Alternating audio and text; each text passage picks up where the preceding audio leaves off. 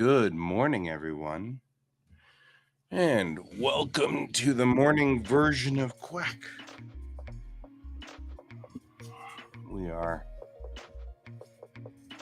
here doing the things, getting the things done, getting them done. Huh.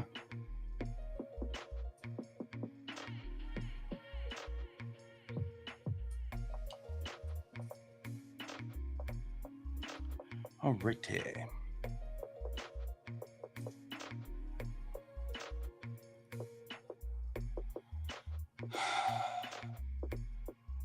All right.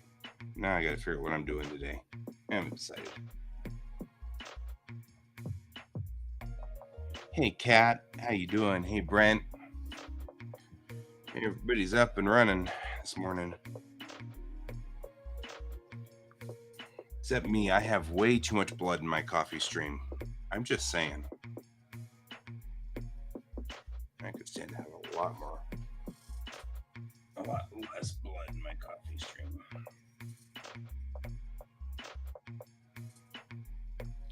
So you've been up and at 'em for a whole hour already, huh?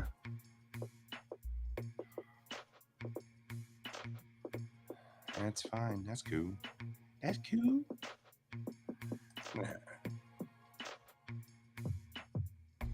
Right. So you've been up and at 'em for 2 hours. Yeah, me too.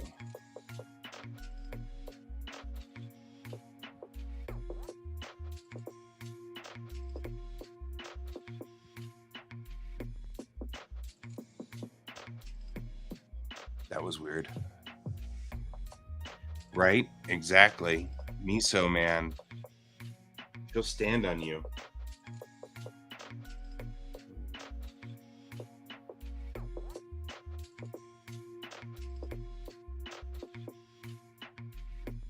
Right?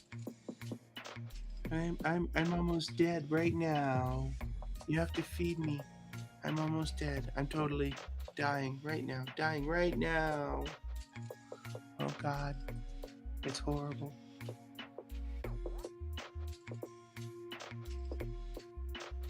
All right.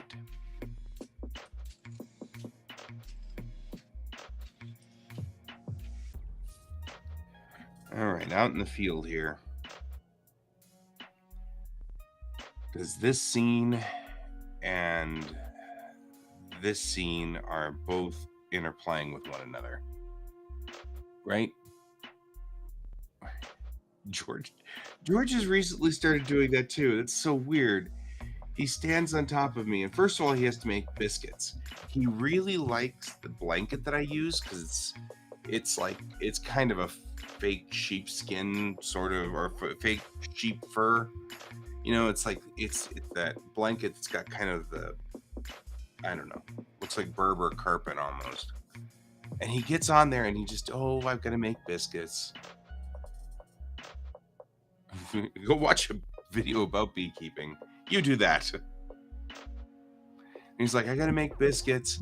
So he makes biscuits for a while, and that's funny. And then he starts like really purring, and then he starts getting closer to my face and closer to my face, and then he starts licking my nose, and it's so weird. And I'm like, you are a really weird animal.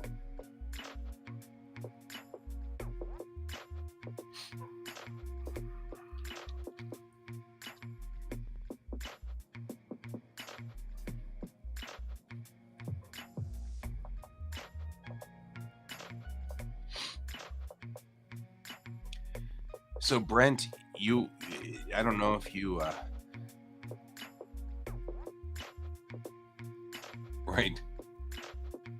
right, are you dead? Are you dead? Feed me. If you're not dead, there's no excuse for you to not feed me.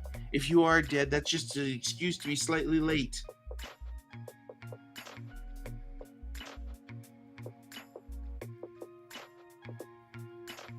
What post?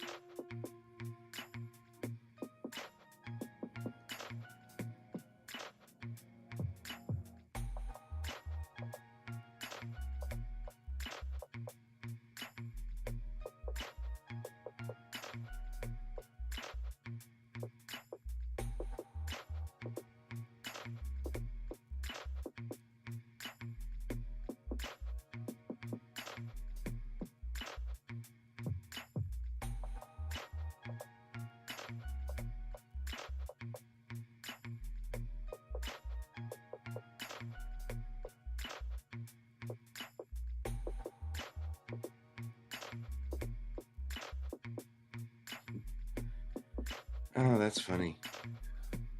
Somebody was posting, I guess Pasadena, California is getting, they're getting Tesla Model Ys for their police cruisers. And as I anticipated, in the article's comments section are a whole bunch of people going, ha ha ha, now Pasadena will have rampant crime because the police cruisers won't work. Ha ha ha. And they think they're funny. And I'm like, okay, but actually, I can't believe that there are people who still believe this. We've gone from like Teslas being an oddity to being like out of every 10 cars out there. And EVs in general are everywhere. I'm like, I can't believe you guys actually just believe that it's still some kind of weird conspiracy. Truth of the matter is, I believe that we will be all driving electric within the next 20 years because electric cars have fewer points of failure. A gas car has a lot of points of failure. So, no matter what, just piece by piece, we will be seeing fewer mechanical calls to an electric car. Yeah, well, I mean, and it's a thing. It's kind of like my buddy. I've got a buddy who drives his 1926 Model T truck around. It's totally fine. There's nothing wrong with him driving his 1926 Model T truck around. He was out 2 days ago driving around with it and stuff. But I wouldn't say that everybody needs a Model T because they can only really max out at about 40 miles an hour. So that's it, and you're wound up. And not only that, I mean, legitimately, you need to do a completely different driving task to drive a Model T. So, it's all cool. There will still be gas cars around. There will be needs for these gas cars. They'll just be rare. It'll be much, I feel like it'll be much more like a service pickup, right? Like we have those really big pickups, the F350s, and stuff like that. Does everybody need an F350? No, just the people who go to construction sites and and stuff like that. They'll need that F350. So there will be gas cars for those people who just need gas cars. The thing that I'm seeing though is that with fewer points of failure on electric vehicles, so much cheaper to take care of. And that's a thing. It doesn't, we've had one since 2015. We've never changed the oil. We've never changed the water. We've never changed any fluid in the vehicle, and we will never have to. There's no fluids to change in the vehicle. We've had to change the tires, but that's about it. And everybody keeps doing the, oh no, stuff. And I'm like, it's even got the smallest battery because it's a 2015. And it's still fine. It's fine. We have to sometimes rearrange our schedule a little to make sure that we cover it. But that's because it's a 2015 and it only has 80 miles of battery range. Any new EV is at 300 miles of range. As long as you charge it up every 3 days or so.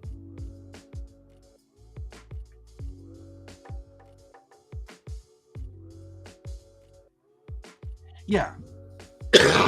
And that's exactly what I'm thinking is, I mean, there are all kinds of things that it's so funny. Everybody sits there and talks about, it takes 20 minutes to charge these things. And I'm like, that's definitely somebody who's never driven one. Because the real truth is you come home at night and you plug the thing in and you go to bed. And then the next morning you get up and it's fully charged. You drive all day and you come home at night and plug it in. So the truth is the amount of time you spend charging is actually just seconds because you have to open the little door and plug the thing in every night. But that's it. It only requires a 20-minute charging at a charging station if you screw up and don't charge it for like 4 days. But if it's, I mean, Maya's forgotten for days on end, and it's gone for many days. You know, back when we had the earlier one, which was 300 miles, this one's only 80 miles because we bought it outright and we own it. It's ours. And that's a big difference. Because leasing sucks. So, anyway, the guy threw a Forbes article at me and said, the Forbes article's like, having an EV will be much more expensive to maintain. And you go into there and it talks about how Tesla is a new company and the supply chain is difficult to get parts for, and therefore there's a black market for supply parts. And I'm like, that's like saying gas cars are so expensive to maintain. Look at this Lamborghini. It's like, guys, you can't, it's obvious that they're stacking the deck. That's so funny. Anyway, the only reason that I was bringing this up was I posted that stacking the deck, and apparently that's offensive to Facebook because it canceled the post and said, you can't use hate speech. I'm like, okay.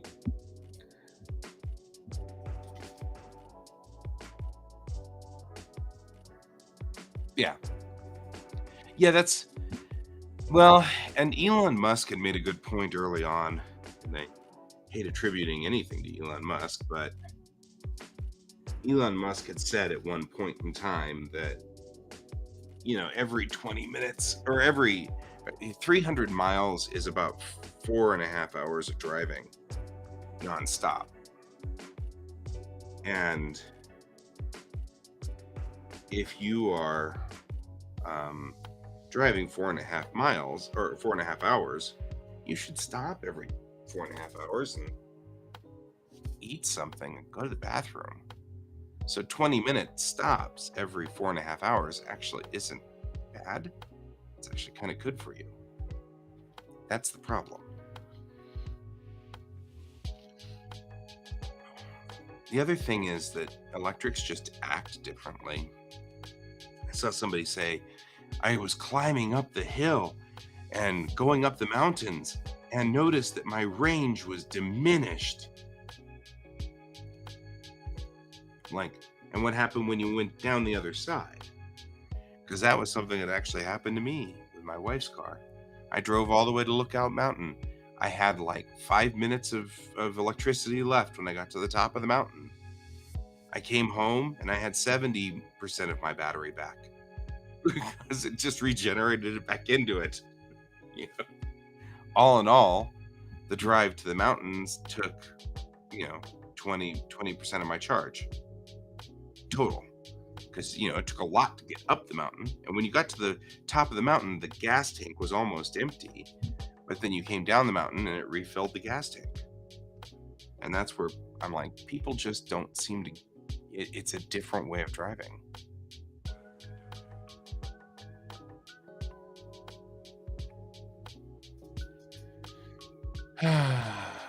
Okay, what's the weather look like today?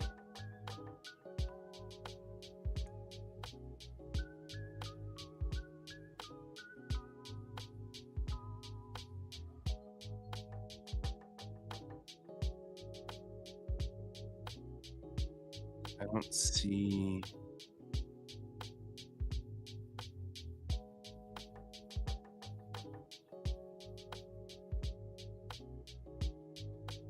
Yeah, it'll take time. That's all. I get so frustrated with people. Because all of those people who are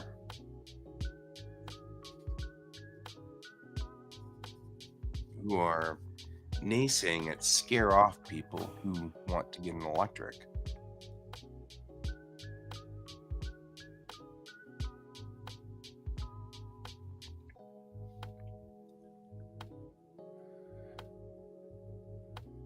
I don't see.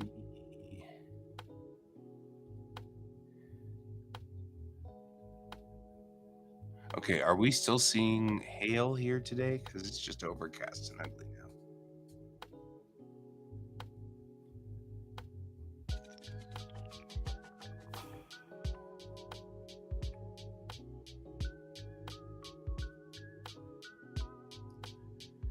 You guys familiar with the Streisand effect?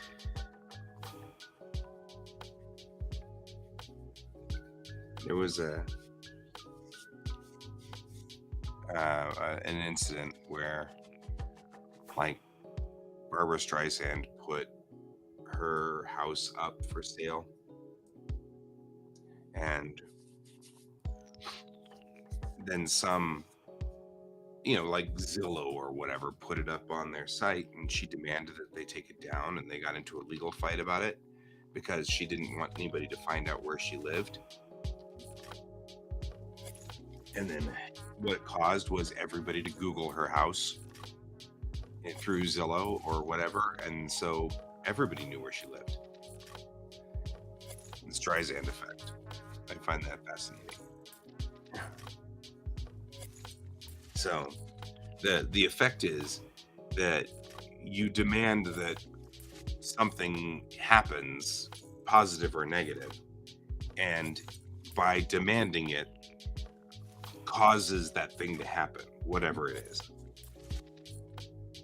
So it's a fascinating thing. Okay. So we were here when all the hail started hitting poor Kane's house.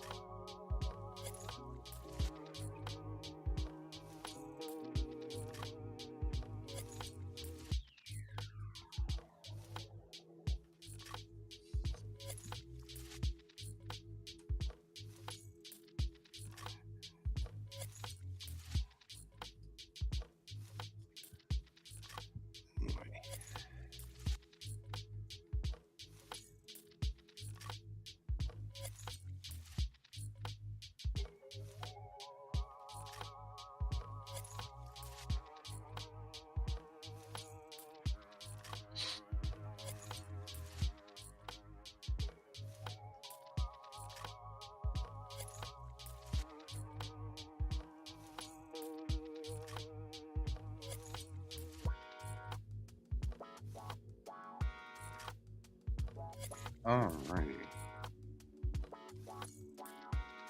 This is the thing I hate. Like, I'm heading some way with this scene, and I don't like the way I've gotten in here. Into this scene. I've walked into this scene one direction, and I can't seem to walk my way out of it. And it drives me crazy. Because now I'm like, this isn't feeling right. And so I'm trying to figure out how to get out of this scene. I don't know. So maybe I just need to talk it out. Sometimes I just need to talk these things out. Hey, Hone. Long time no see, my friend. What's up on your side of the planet?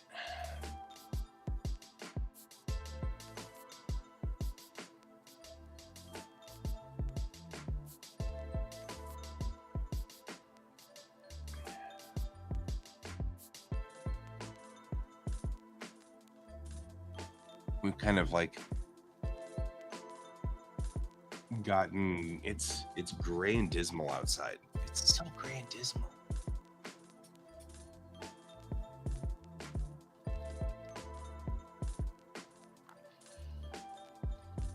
All right, let's talk this through.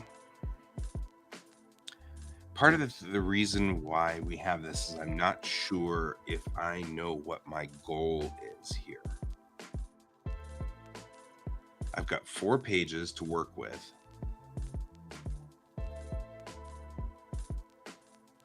Oh, ooh. Do you have to get paperwork done? Is there a lot you have to do?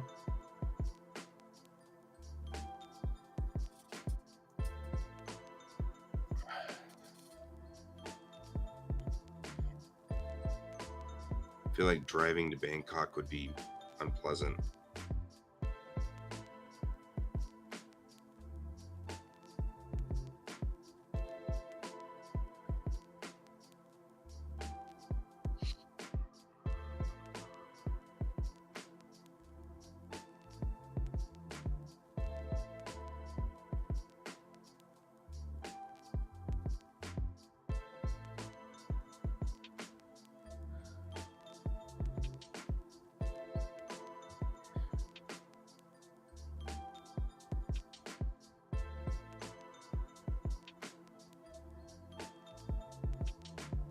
Oh, that's fair. At least at least some of it is because of something fun and good, you know? So, if it was, just paperwork. Anytime anybody heads to the Capitol, it's like likely it's because you've got paperwork to do.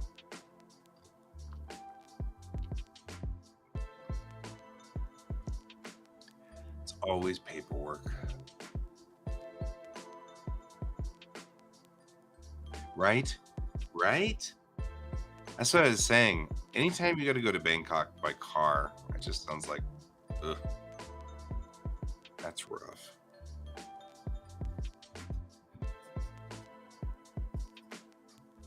I don't envy you. All right, let's talk this out. What is the goal of this scene?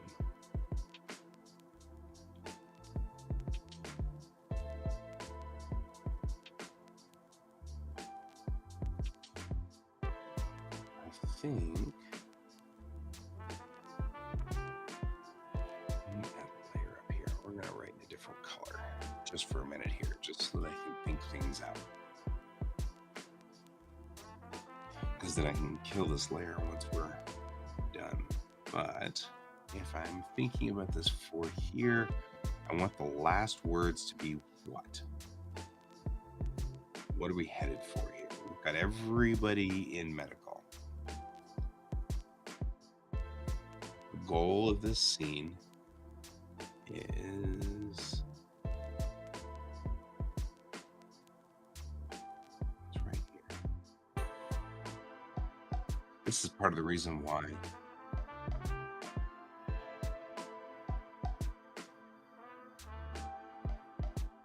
Oh, I'm working on issue 2 of the comic. And I'm stuck on a scene.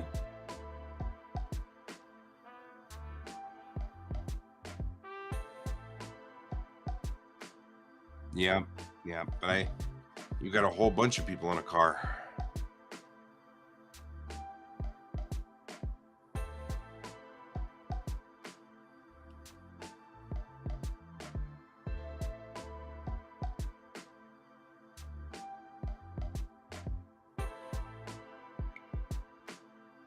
Guess if you were on a motorcycle, it'd be easier because you can just weave through traffic. But in a car, it takes forever.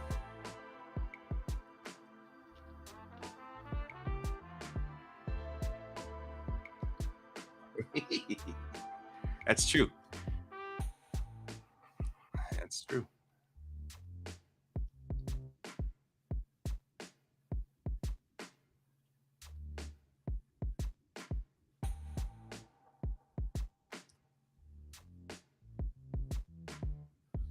Yep.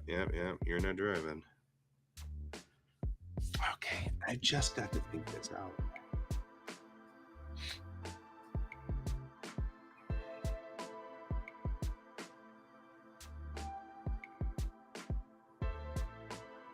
Originally, this scene was trying to convince Alex to take the translator.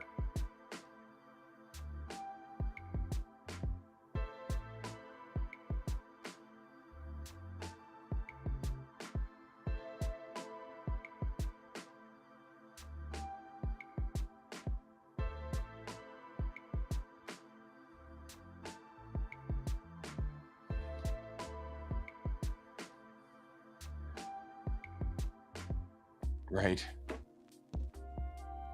Wow. Good job.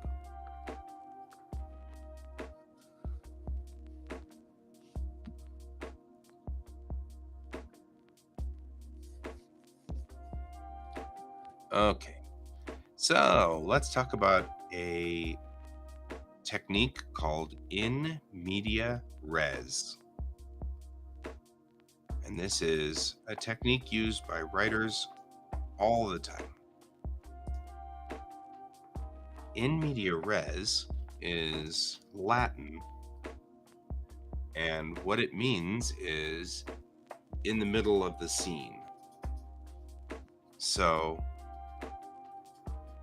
we're going to enter into this story in media res. Right? Something's already happening. This feels a little bit better for me because Mayrel enters with Alex looking at Navin.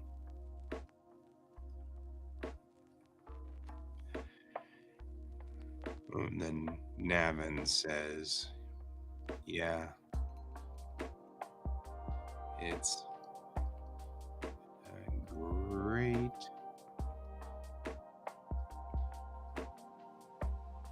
Cut.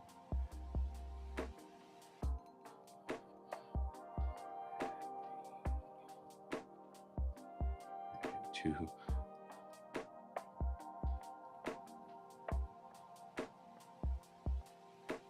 time.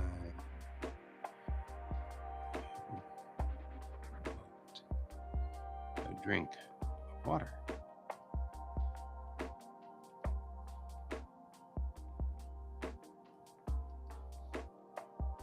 There we go. Get back to work, Kone. Get back to work. It's good to see you, my friend.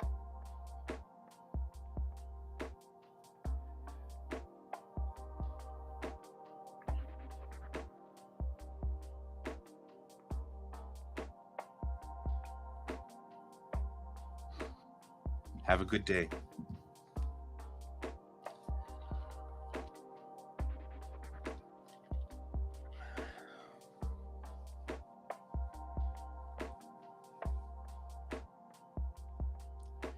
All right. So I think one of the reasons I didn't like this as much is that I felt like we just cold started the scene, which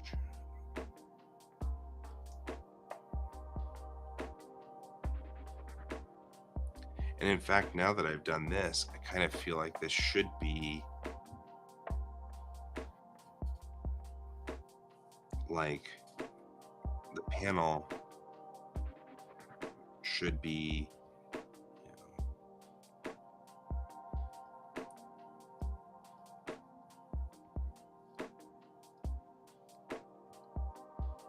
with medical, which is just going to have to be the cross with the snakes because it would be written in Tamarbeshi, so you'd never actually know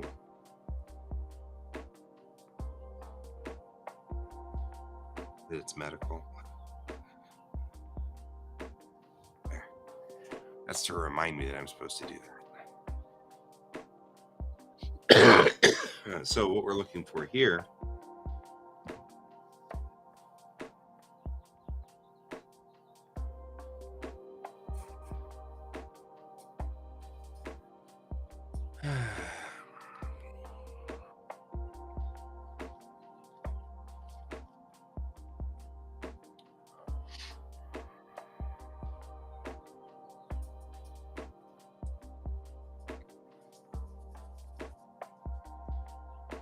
okay, there we go. That helps a little bit.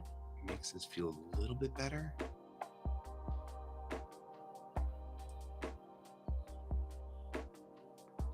But again, I still don't feel like I know what I'm doing to get out of the scene.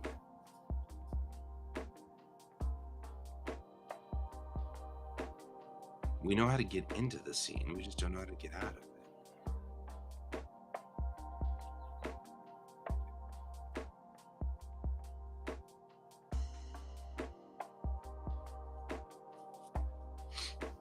Now, one of the other things that I have noticed in my time, I mean, I know one of the goals that we want in this scene is to introduce Alex. She's a real character. She's a real person. Get all of the characters to say hi to one another. Make sure everybody says hi to everybody. All the things. Okay, that's great.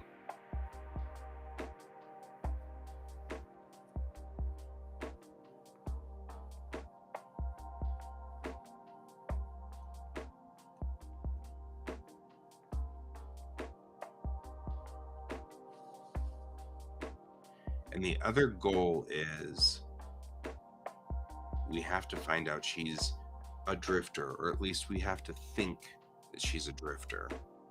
That's one of the goals, is that Alex is a drifter.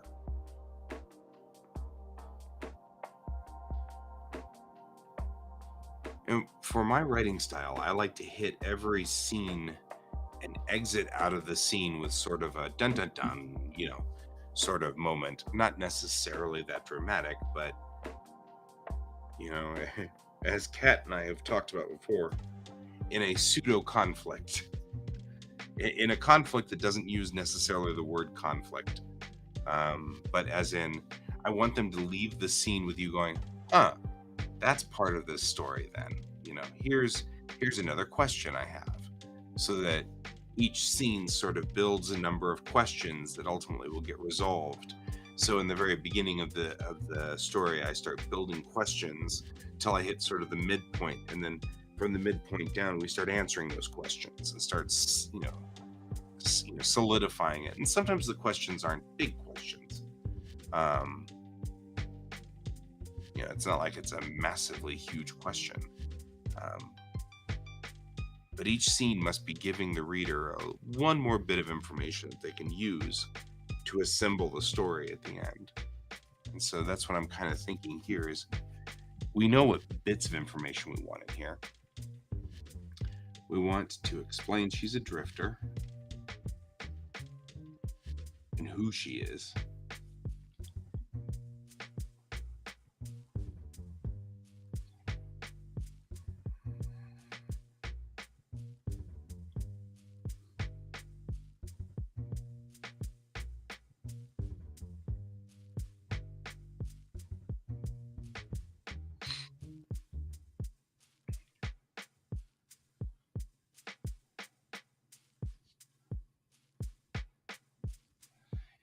And I think part of it might be this part here. She's having problems remembering things.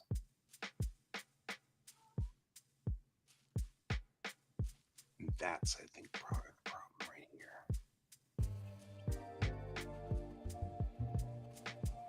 So let's talk this the other direction. What was happening with Navin? So Navin they just put in a translator. And now we've got a fuzzy bud. Hi. Well, good, because I need to think this scene out, so you might as well come up here and get scritches while I think the scene out. Might as well. You're a fuzzy bud.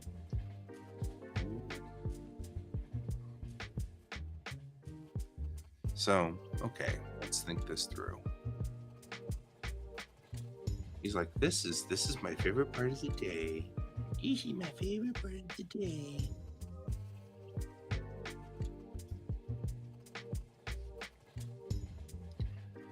So, what was happening in the scene?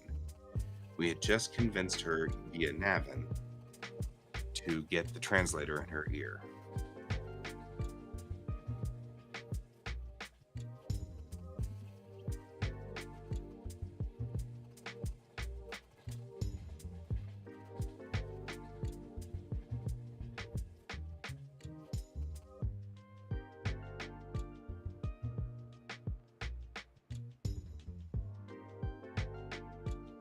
So,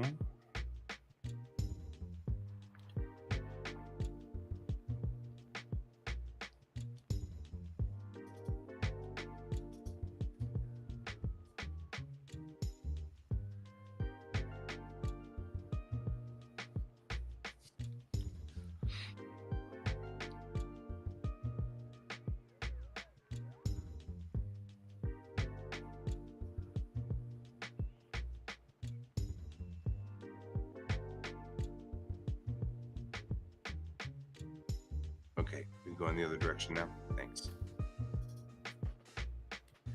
And that was it. That was our visit from George.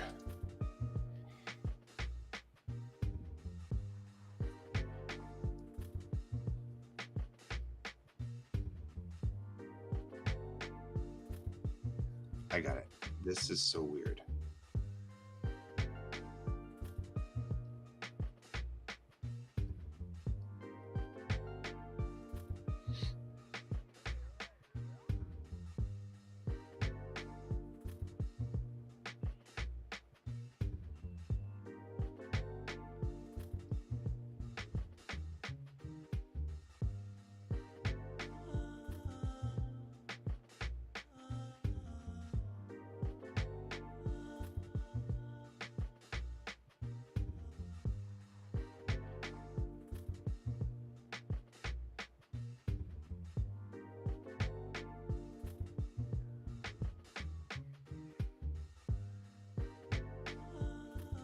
There we go. It's like a bad dub.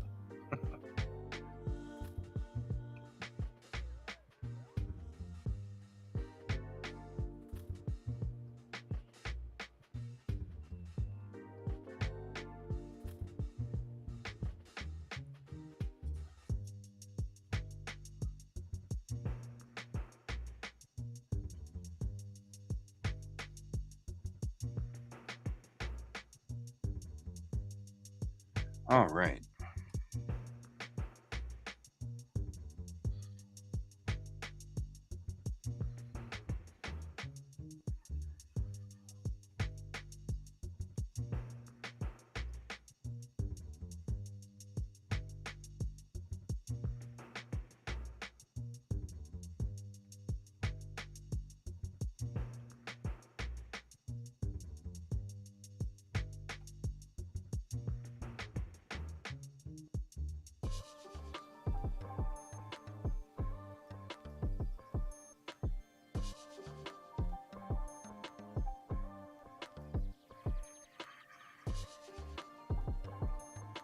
So I guess Captain Chang would then say, "Yeah, here you are.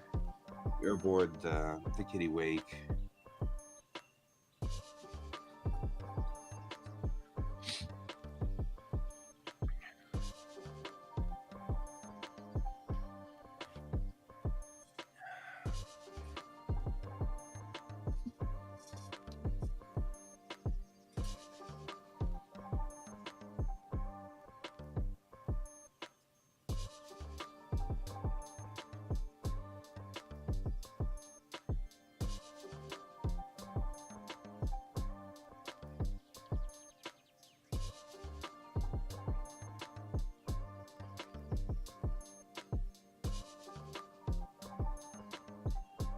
Would she have already said that though?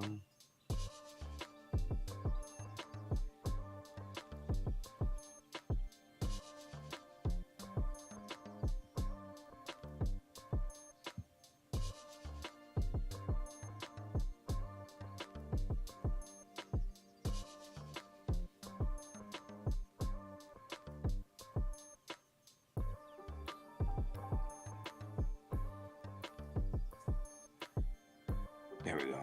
Your mouths aren't lining up. It's like a dubbed movie, except in real life. She's kind of tripped out about the translator.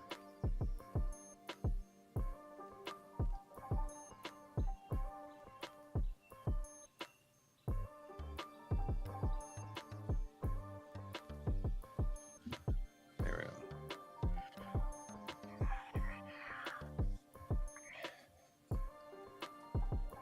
You know what?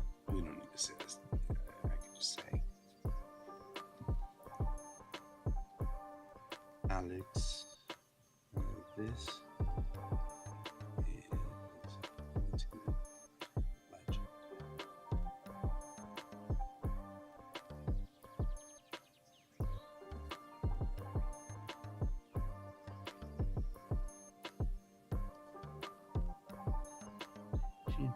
Let's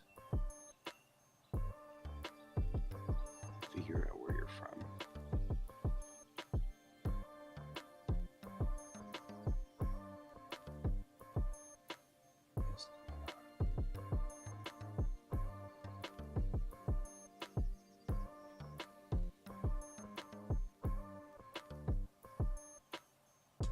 Her name is actually legend.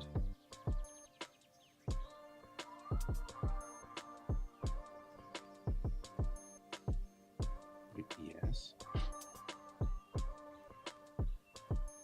Cool. Okay, I accept that.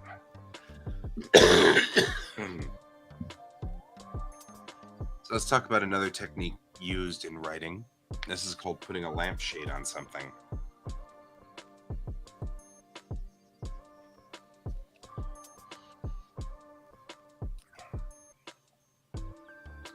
Putting a lampshade on something is, you know, you have something that will cause questions that you don't really want asked, right?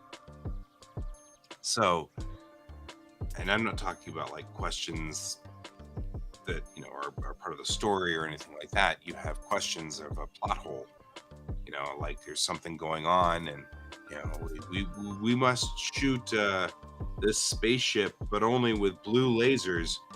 And then in some other scene, somebody else is shooting a spaceship with green lasers. And you know that it's a hole, then you don't want people to ask questions, so you'll do what they call putting a lampshade on it. Putting a lampshade on something means that you acknowledge that that's there and there's a reason for it. You don't have to say what the reason is. And sometimes it's completely irrational. In this place, Mayrel, when I made the character Mayrel, her last name keeps coming up as Legend in my head. I've given her 12 different names, and every time it's always Mayrel Legend. That's the name that she's supposed to be. And I've got no excuse for it at all, but I can't seem to ever remember her name if it's anything other than Mayrel Legend. Okay. And it's because I know where it's coming from. It's coming from Galaxy Express 39, where the main character is Maytel Legend. And so this is a name that I'm going to have to change her first name from Mayrel or accept that her last name is Legend. And so I have accepted the fact that the last name is Legend.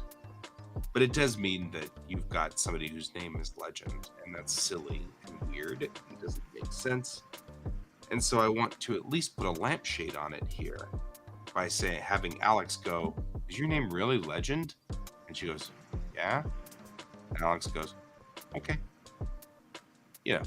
At least we put a lampshade on it, right? It's there. Makes some sense.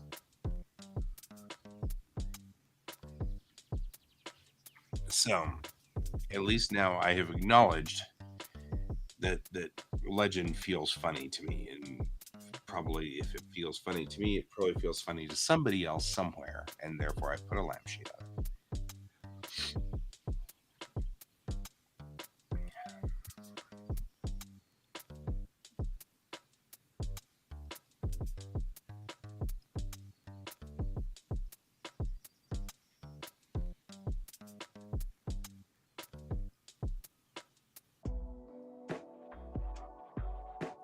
You are a legend in your own mind.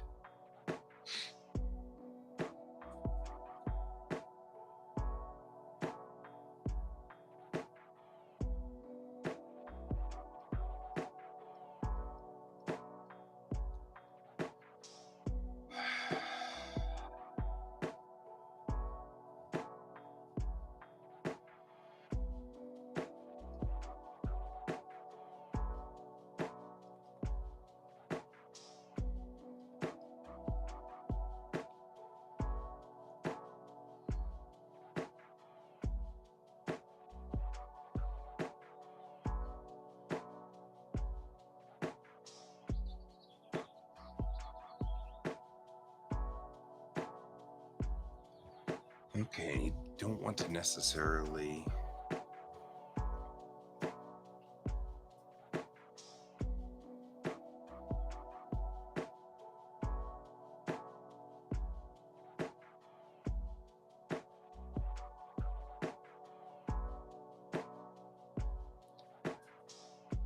see, this is where things get I don't like this.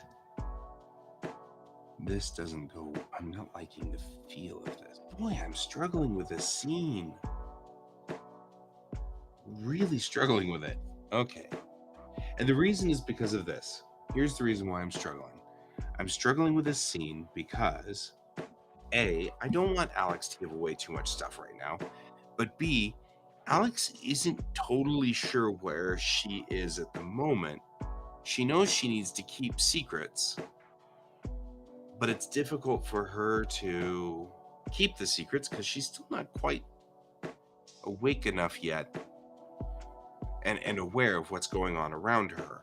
So she's just going to have to be ambiguous and cagey, which either puts everybody on edge or she's clever enough to do it that it won't put everybody on edge. And That's kind of what I'm like having a problem with here. I'm like,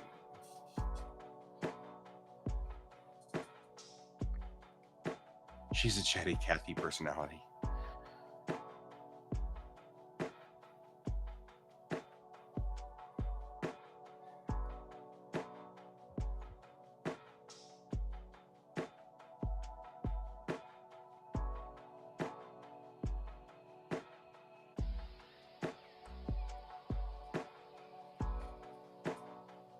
Right. Trying to be quiet and not share a lot. Because that's what I'm kind of... and this is where I'm having the problem. So I'm like,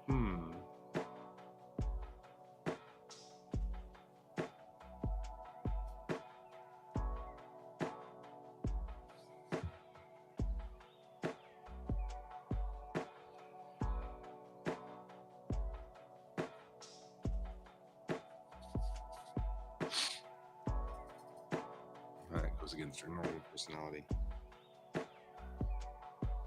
No, yeah, I mean, it's one of those things I just need to word this correctly so it sounds reasonable.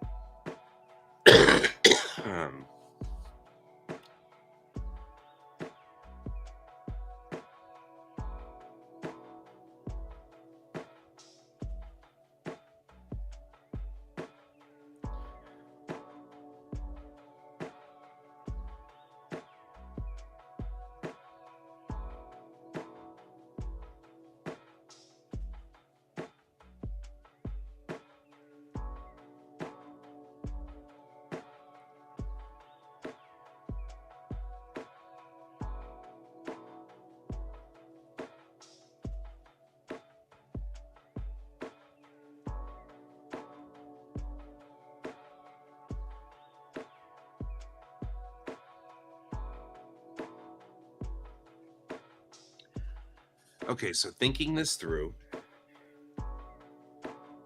what if we were to have it so that it was like this? Mayrel comes in. I'm reporting as ordered, sir.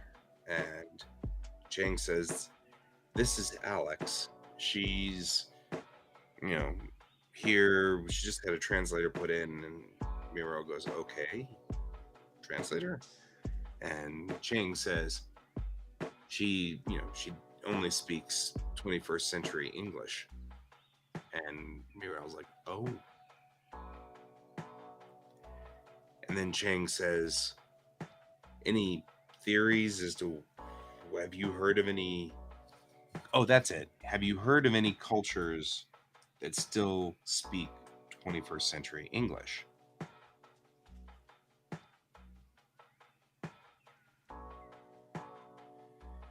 Because, okay, this is where we're headed. That's right. Okay.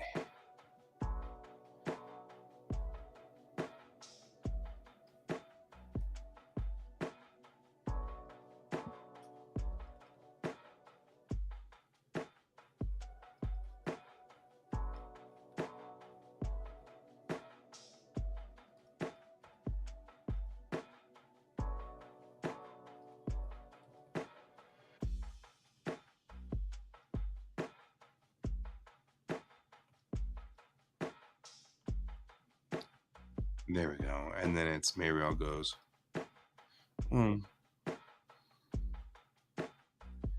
many folks have chosen to hold on to old ways.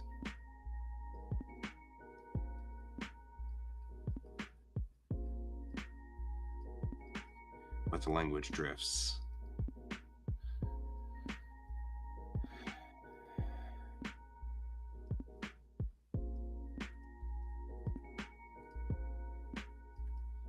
It's not perfect anymore.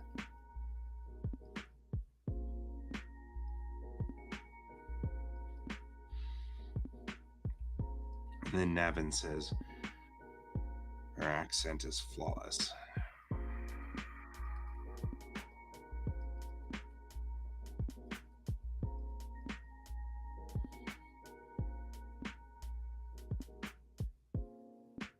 Then somebody says, maybe she's a drifter.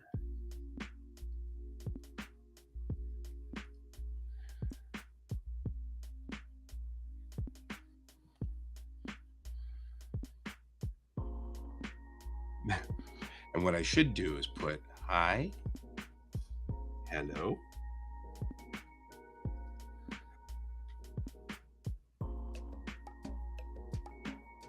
and then have Alex randomly interjecting like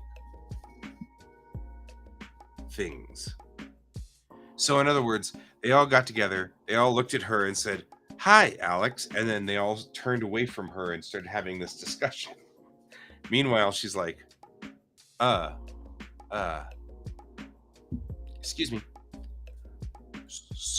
you know.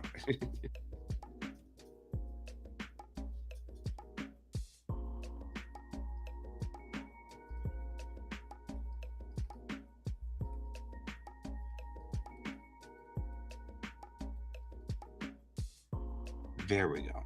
That's the entrance that I was after.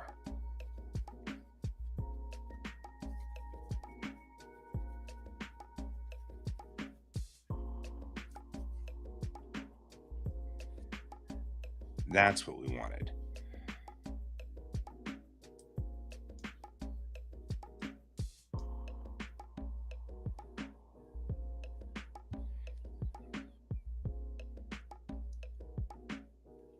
I'm sorry.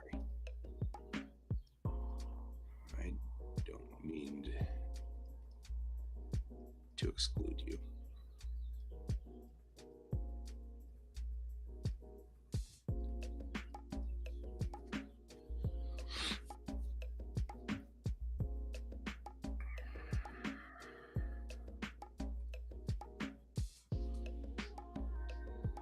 A drifter is someone who spent a little too much time going very fast.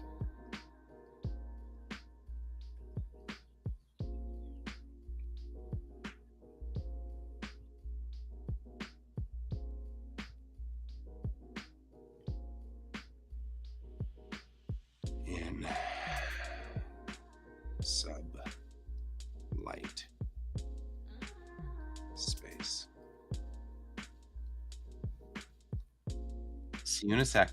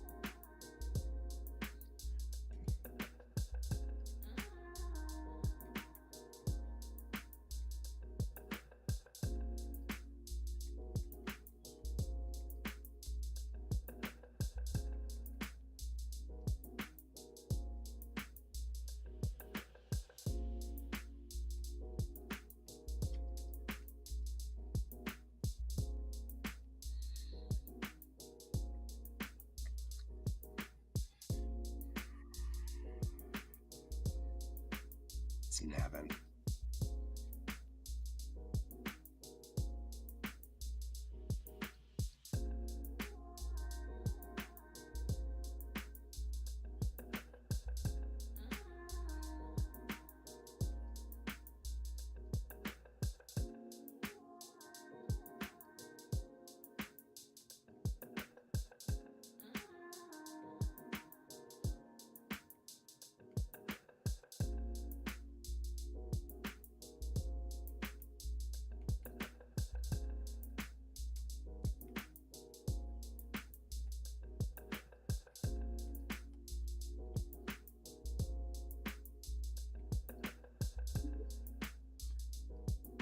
Colton's here.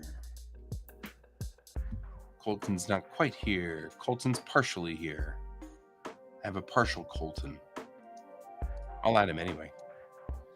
It's a partial blow. It was a very loud Colton. Particularly loud Colton. Okay, there we go. There we go. You're like, I gotta plug all this crap in. I was trying to put everything together while it was loading. I was like, oh, you're going in too quick. Crap. Oh, yeah, but that's part of the fun of this show is, oh, look, nobody's prepared. Ha! Welcome Yeah, that's to true. the... Welcome to the real world. I spent many years doing Geek Tank that way. Right. We're like, yep, we're rolling. And that's actually going to be broadcast. The words, yep, we're rolling. And all of this discussion about how we're broadcasting all of these words, they're all being broadcast to. So the show starts with, yep, we're rolling. And I just said we're rolling. And now I'm talking about all this meta discussion. Like it's plotted out. All right. I think I finally, after pounding my head on this scene for the last hour, I think I finally figured out what the entrance and exit to the scene is.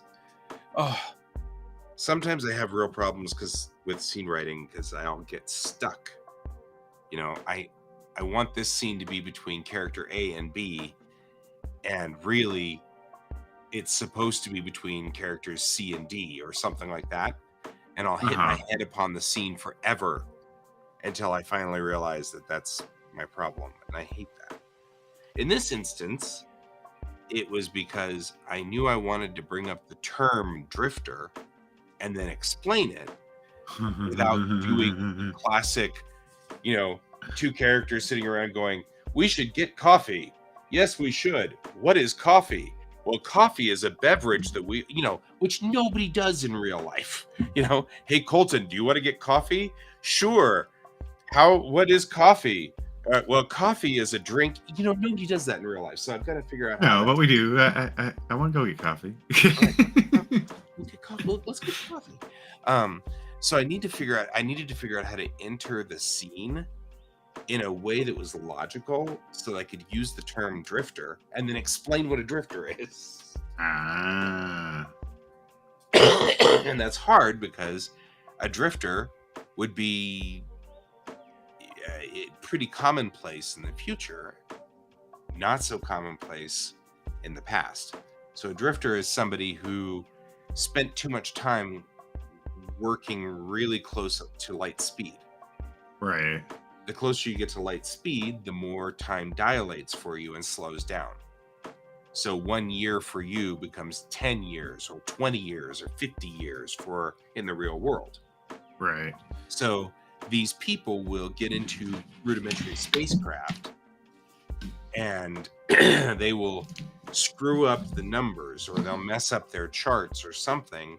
They'll accelerate to light speed to jump to in space, but they spent an extra hour at light speed. Well, an extra hour at 0.9999 the speed of light is like 50 years or 100 years. So these people come back into the real world at their destination and 100 years has passed. So this is actually kind of normal. It's unknown, so I'm going to not answer it. Nah, sorry. I was just reading an article that came through that I was very surprised, but semi-surprised on. Uh-oh. What are you semi-surprised by? Blizzard Entertainment will always strive to maintain Blizzard quality. You're trying to associate recent AI advances to something completely unrelated. Our approach to Blizzard is to use machine learning AI in ways that are additive, empathic, and allow our talented team spend more time in the highest quality creative thinking and tasks.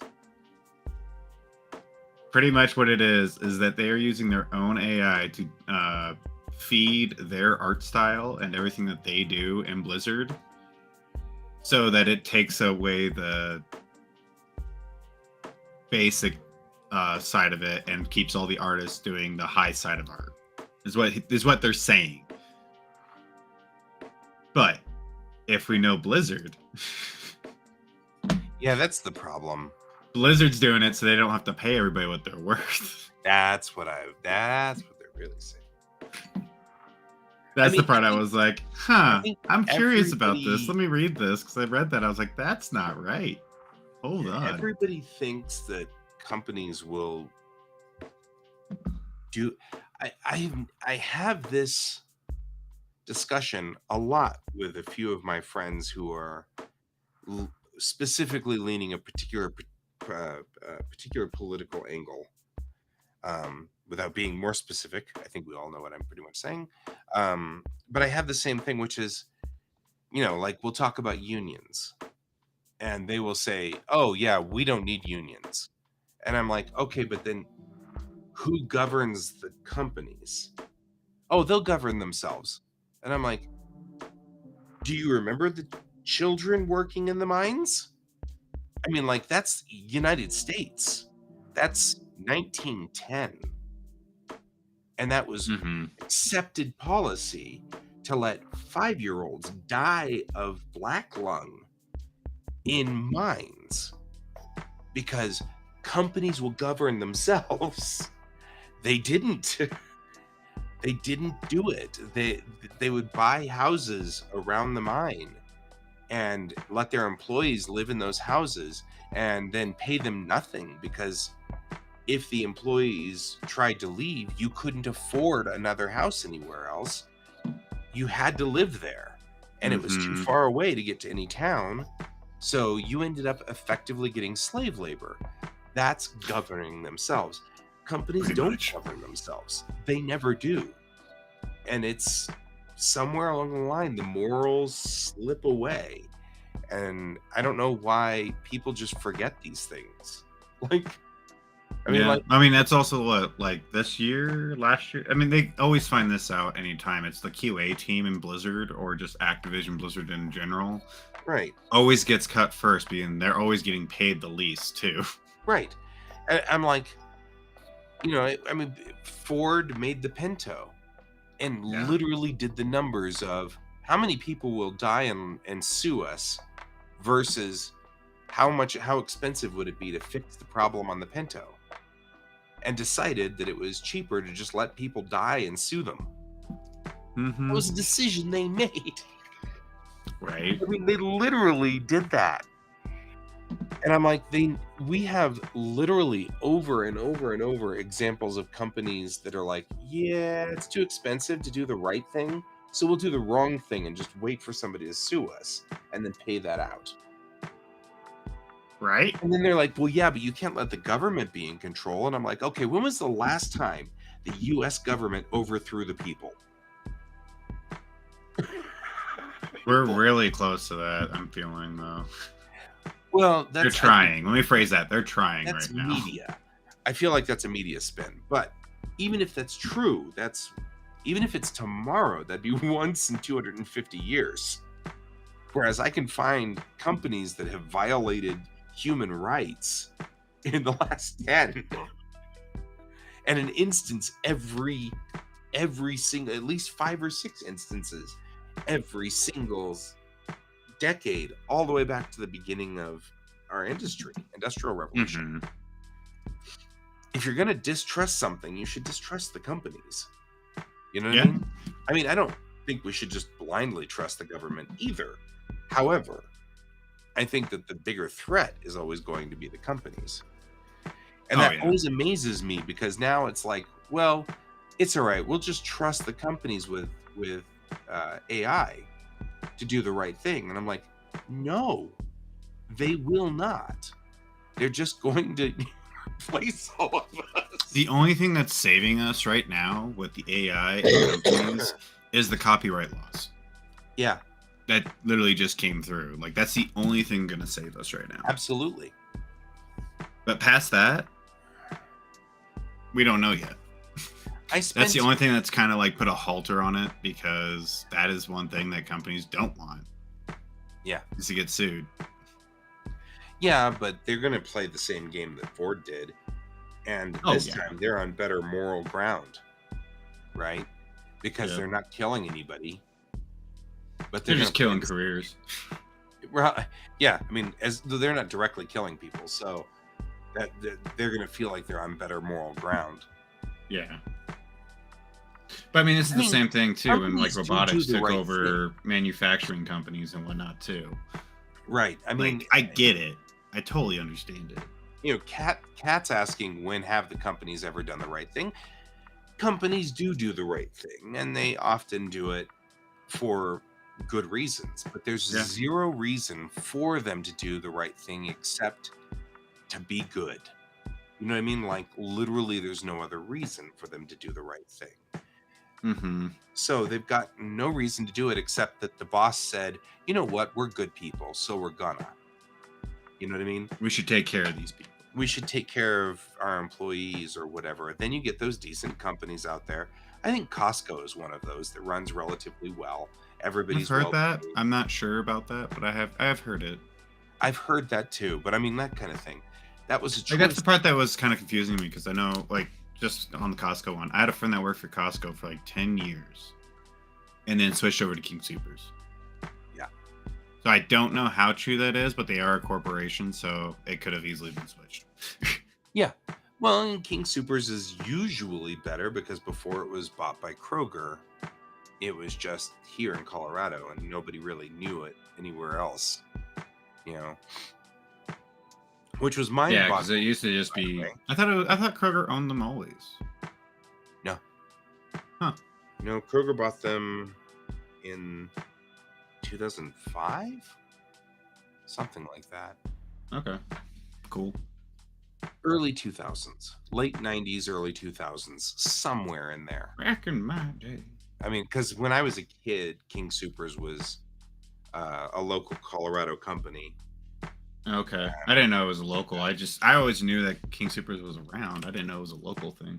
Yeah. Yeah, and it's pretty... And I've grown up here. Yeah, right. Well, that's the thing. Like, I'll go anywhere else, and I'm like, we should just go to King Supers. Look around, no King Supers. I did find, though, it's kind of wild. My King Supers card works at Kroger's in Texas. Yes. That's wild. Yeah, I learned that when I went to California. Yep. Like, my super card works. I'm like, that's kick butt. Yeah, because that was the first time I went to California was for Anime Expo. Sure. And that's when we found out that, well, at least let me phrase that. When I found out that Kroger was owned by, that King Supers was owned by Kroger, and then our cards worked, but also that's where you bought alcohol. Right. Well, it's they did not have liquor stores. Kroger out on the West Coast. The version of that becomes Fred Meyer. Oh, really? That's Kroger bought Fred Meyer on that side. Kroger is a Southern company. Doesn't surprise me.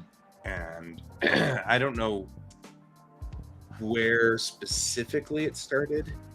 I remember the jingle of Kroger from when I was a little kid in the 70s.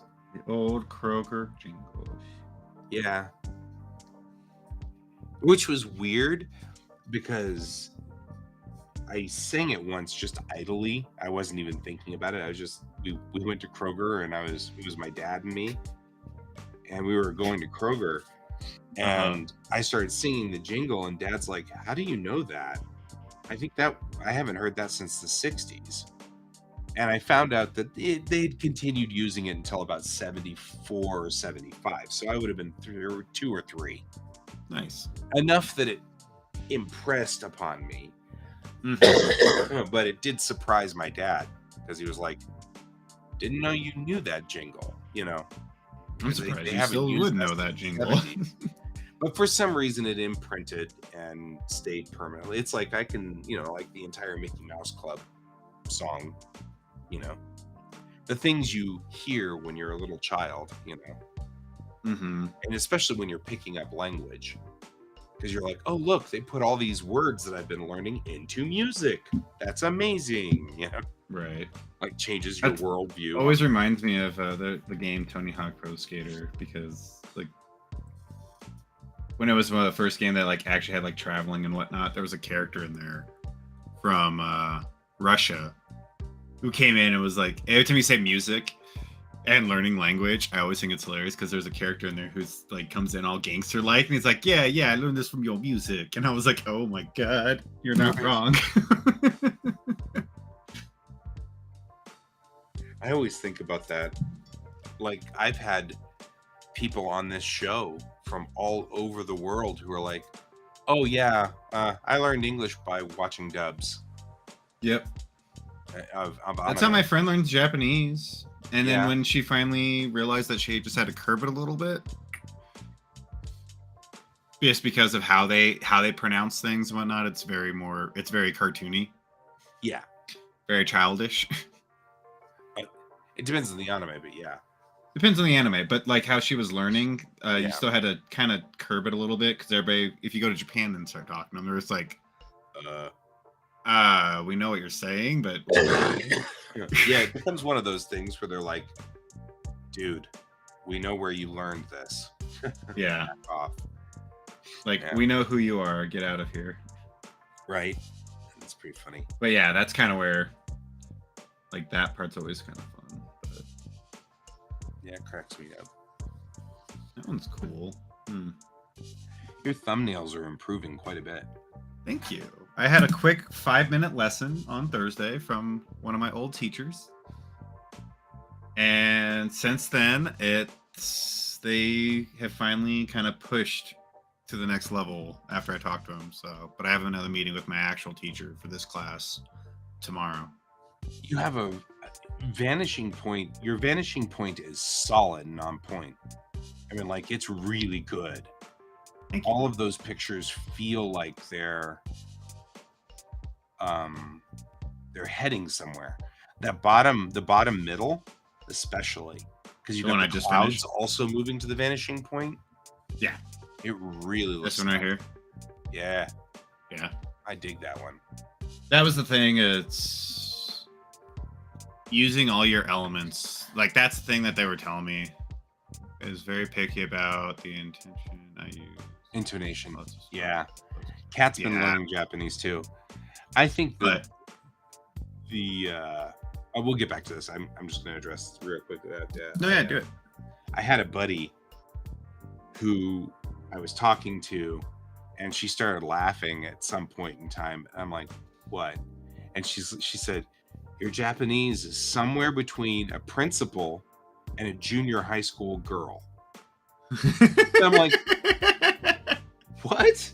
And she's like, that's what you sound like when you talk. And I'm like, oh. And I said, you can tell who I hang out with, because my English students, the best English students, were all girls. Because the boys actually, that actually makes sense, though. Yeah, they didn't want to get in. They didn't want to get involved, or whatever was going on culturally. I very rarely ended up with boys in my English classes. My advanced AP English, it would very rarely be boys. It was almost always girls. And of course, there's only so much, how are you today? You end up saying, okay, look, you need to change the verbs and the nouns here, and you need to, flip you need to talk about in Japanese. You need to talk about the parts of speech, and you need to explain how things. So clearly, I had been impressed upon by my junior high girls. So Nice. I sounded like a junior high girl whenever I talked. Because you were learning a little bit from them and whatnot at the same time. Yeah, I was picking up colloquial whenever I spoke, because of course that's who I was talking to on the regular, because I had to talk to them about explaining these things, and we had to go back over these things, and please practice this again and stuff like that. Right. But then the other thing was that my principal loved to tell puns, and so You're learning puns from your principal. so he and I would spend lunch break telling puns at each other and making the entire teacher staff groan. Like, oh God, not more pun wars. Oh no. That's sort awesome. of things. But we loved it. So apparently that's the way my Japanese sounded. It was somewhere in between a principal and a junior high girl. Nice. So there you go. I'm definitely a fan right now. I'm thinking I'm lean. These are for my finals. I got to pick one to actually take to finish. I'm thinking 3, 7 so far, or 8, 7 and 8, like those. Yeah, 3 and 8 are the ones I like. Yeah. 7's still a little, I don't know. The floating mountains. Yeah, that one's a little. I don't know. It's not as. I like it. I like the idea of it. I'm gonna play with it more. I mean, but and yeah. 1 would be good too. I Just do because like you've got 1, that and that's kind of wild- where I kind of played with the more different concept of it during 3, and I think that's why I Yeah. like 3 more. I like 1, 3, and 8 are the ones that I really like. Yeah. If you were to ask me, 6 isn't bad. 2 is cool because it's a completely different feel. Yeah. So like 1 and 2, what I did is I just masked all 9 boxes and just came in with a brush and started doing random just like strokes and whatnot all over all of it. And Yeah. those 2, that's what I came up with from like basic splatter. Right. Well, you're just getting kind of the what I forms did. in. Like, yeah, this is all I was doing. I just literally came in here. Oops. It looks good. I like it so far. It's very solid. I was just doing this. I was like, do, do, do, do, do, do, do, do, do, do, do, do, do, do. Yep. And I just try to create something from it, and then, or I just come in real quick and just like slice out some stuff.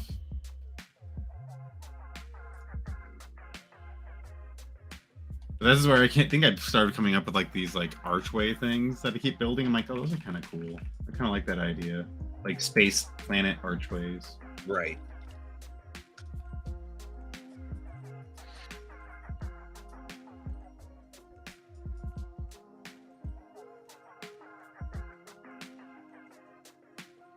That's a frog doing a solar beam.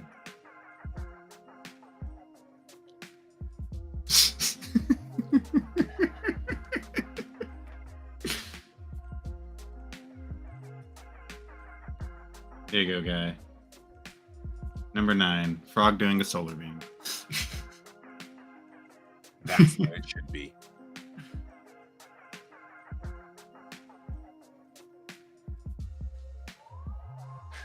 Nice. Hey, friend. Welcome back. Friend's having a good morning, apparently. Yeah.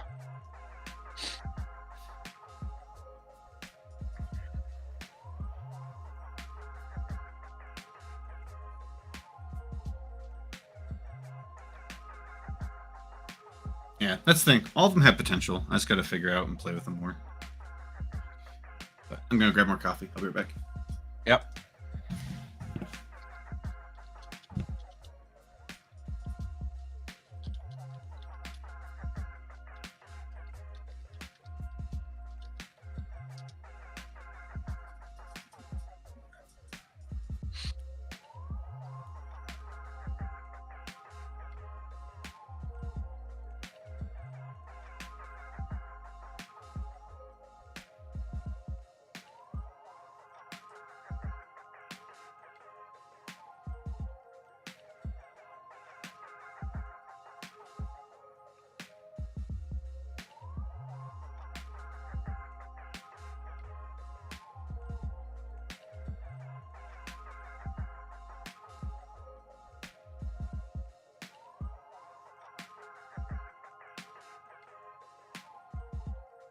All right, I'm back. I at least wanted to do at least 9 concepts and kind of pick from them. Yeah, it makes sense. I've never been really solid on that. And I don't know, I really wish I was better on that kind of thing. Picking out concepts or doing like thumbnails? Yeah, just doing the thumbnailing. And I feel like that would help me a lot to get a feel for what I want the page to look like. I mean, in what, that amount of time that you and me were hanging out yesterday with everybody, I did all 7 of them. I just did number 8 while we were talking. But it's all a studying thing. Like, I learned through that conversation I had with one of my teachers and some of his buddies Thursday. Yeah. that I really need to sit down and just study thumbnails, like study how people do them and whatnot, because like he sent me a whole bunch of stuff. One of them did. Yeah, number 8 looks like Vader's castle from Rogue One. Ah, It actually I never thought of that. That's cool. Like it, though. I didn't even think I'm not going to disagree with that. Forever. That sounds That's a good one. Serious. That sounds good to me. Yeah. Same. But let me see here. Find the ones I was looking. Oh yeah, here you go. Like these. Just studying how to do those, you know. Right, or Mordor. I thought Mordor too. I was watching the Krugs, DreamWorks animation, the caveman. Yeah.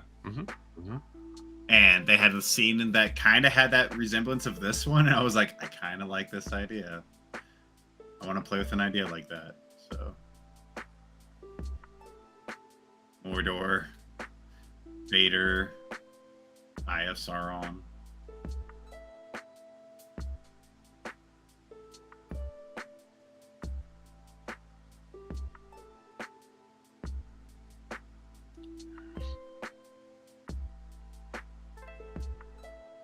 The mountain splitting in half, yeah.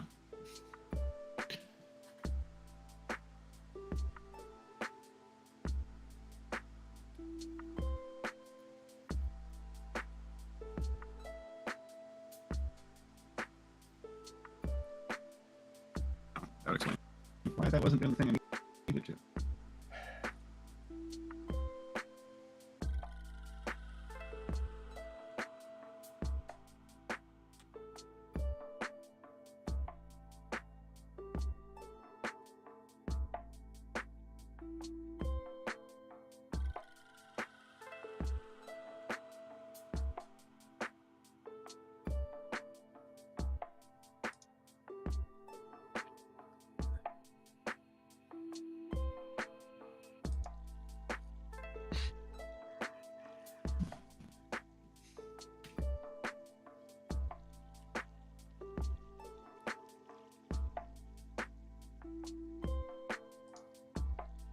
Yeah, two, I have no idea what I'm doing with.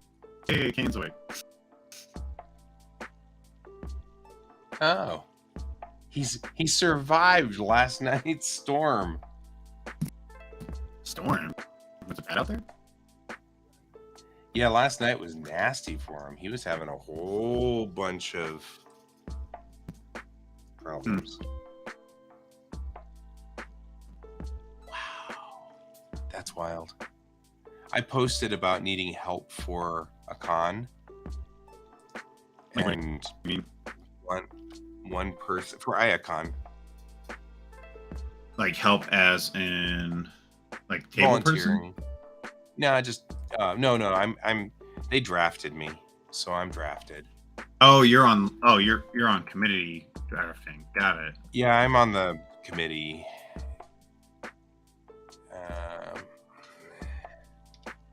This time I won't post the link, but you can Google it.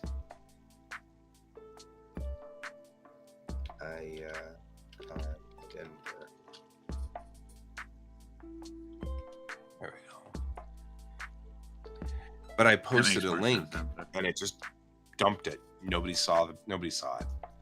Oh. Oh, it buried it. Yeah, I buried it. So I'm reposting it, and I will repost it again tomorrow. That's fair. So I'm posting it again. It's so weird. Yeah, no, that's fine. No, we need schleppers. So wait, Iacon's at the Denver Art Museum? Damn. I can't help myself. It's compulsive. It's at the dam? Yeah, it's at damn. Oh. I didn't know they were gonna do it there. That's cool. And the McNichols Arena. Okay, the McNichols, I thought that was right. I didn't know they moved some of it over to there. So, Yeah, so half okay. of it's going to be at the Art Museum and half of it will be at McNichols. Got it. Which I have already done the, well, okay. That's a lot of walking, but Yeah, it's a lot of walking. So I like yeah. the McNichols Center. The McNichols Center makes sense. Right. Well, it's because they're going to have the panels over. That was a hell of a storm. They're going to have the panels over at Dam. And then they're going to have like the vendors. It's in person, Brent. McNichols. And so I'm doing so of course they were like, I was like, what can I do for you? And they're like, you can work our volunteers. And I'm like, okay, send me the volunteers you have. They sent me like 4 people. Ooh. And then they've been doing so have you found any more volunteers? I'm like, you need me to drum up volunteers. That's a little different. I thought you were gonna just bring me people, and I right. was just I gonna thought you wanted me to just herd the cats. I can herd the cats, but and I can probably find them some volunteers. But until they've had a con, there won't be any volunteers there because you pretty much need to pull the volunteers from the people who are in the con. Yeah, because you want native volunteers. You don't want like people coming from another convention because they don't, they may not care for this convention, or they might, but you don't want. Or even if they do or don't, like it's they think of this convention as something else compared to what you're wanting it to be. Right. So it's like you might want volunteers, or you might want to stay and volunteer, or maybe you won't. But since you're not part of the culture of that con, which there isn't that much of a culture of that con yet, because we haven't had that many of them. Mm-hmm. So we'll have to drum it up. But I can get some of my old NDK buddies to come over and schlep chairs and stuff for 1 year, especially if you get them a free ticket. Right. And that's what a lot of them will join in for that reason. Yeah, I mean, like, they'll come over and help but only if Facebook actually shows it. Facebook, of course, has buried the first post. I know, because only one of my friends even liked it. Nobody else even responded, which means that either everybody in my entire friend group is like, yeah, no, not me, which is possible. But I can't imagine that all of my NDK and COAF buddies would, all my friends from Mile High Con and Starfest and, like I've got a bunch of buddies who work cons. They just like to work cons. So yeah. And they probably aren't seeing it. Maybe it's also within the algorithm. That's what I'm doing. So I reposted this time, and this time I didn't link to the site and said post 2 of 3. And then I will post it one more time and see if we get any takers.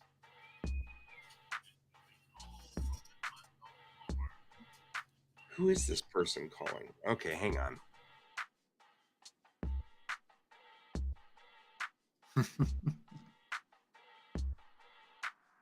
That was as soon as I answered, it goes beep. And I'm like, huh? I just use my company I work for as opener. I'm like, this is Colton with blah, blah, blah. How can I help you? Yeah. And as soon as I do that, they just all like, click. I'm like, oh, okay. Or if they start talking, I'm like, this is a business line, right? And they're just like, click.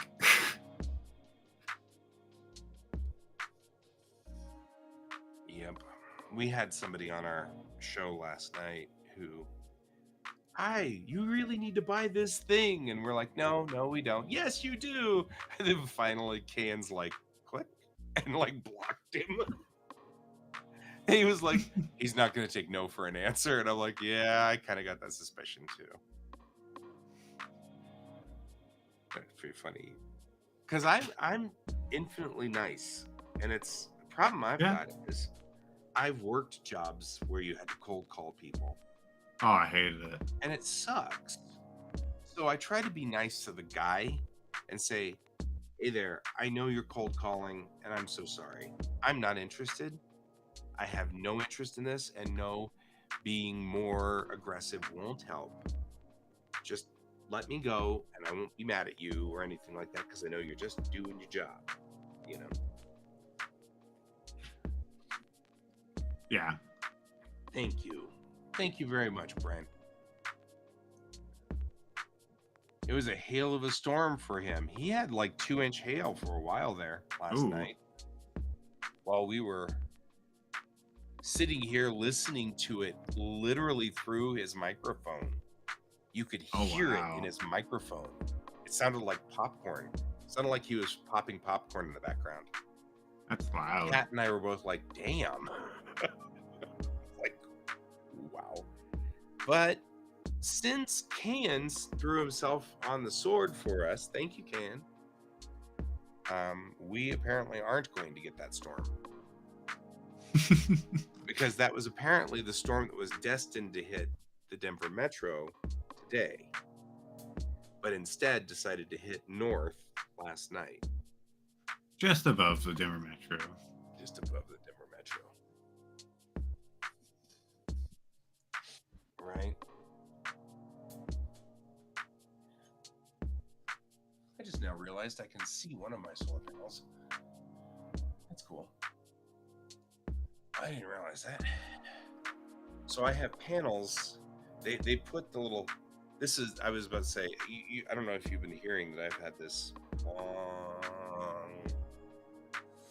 arduous fight with my solar panels. Have you heard this story? No. No, you probably don't care to either, but I'm going to tell it anyway because it's weird. So yeah, So a long time ago, a galaxy far, far away,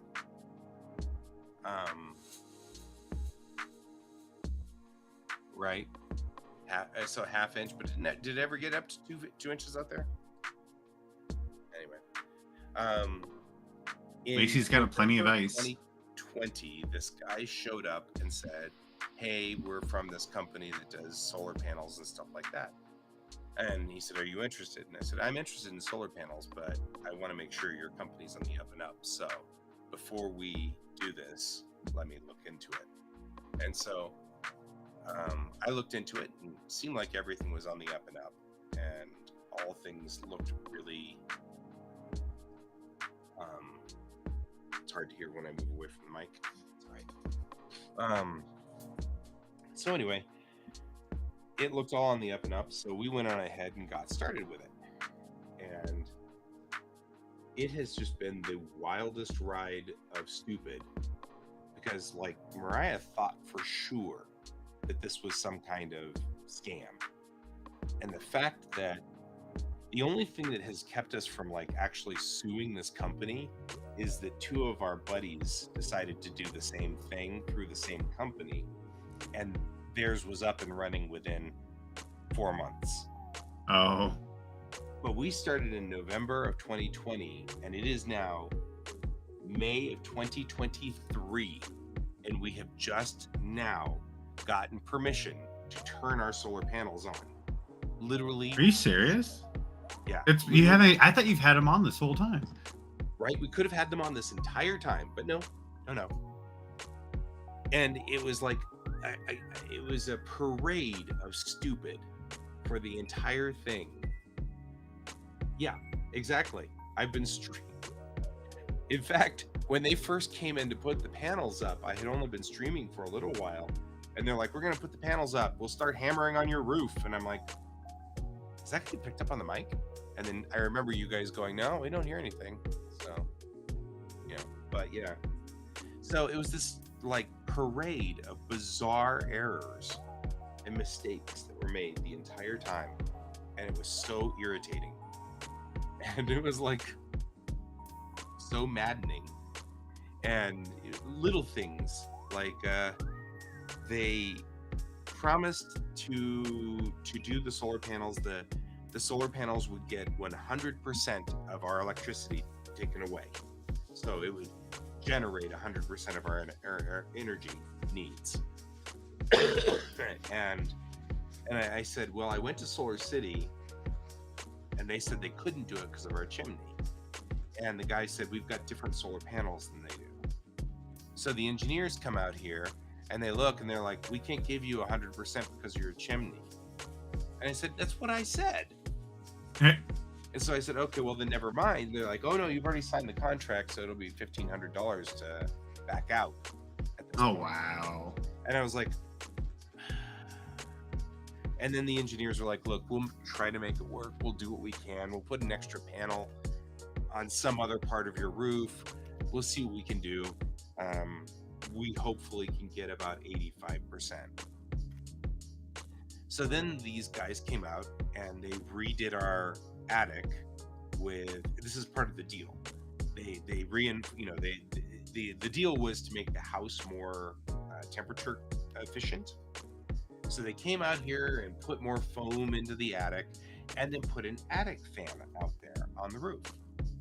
The engineers come out to put up the solar cells, and guess who put the attic fan right in the middle of one of the cells? The guys that were out here earlier. So then the engineers are like, we can't put all the cells out there. We can only get you about 80% now because we've got to rearrange around that attic fan. And I'm like, these are your own people. This is your crew that did this. So then they did that. Now we're at 80% and stuff like that. Then the engineers couldn't, at this point in time, I'm livid. Like, I'm really mad. So I called them up and I'm like, look, you guys have trapped me in this and then screwed it up twice. I want you guys to back out or I'm getting a lawyer. And my dude that I was dealing with said, look, I'll make a deal with you.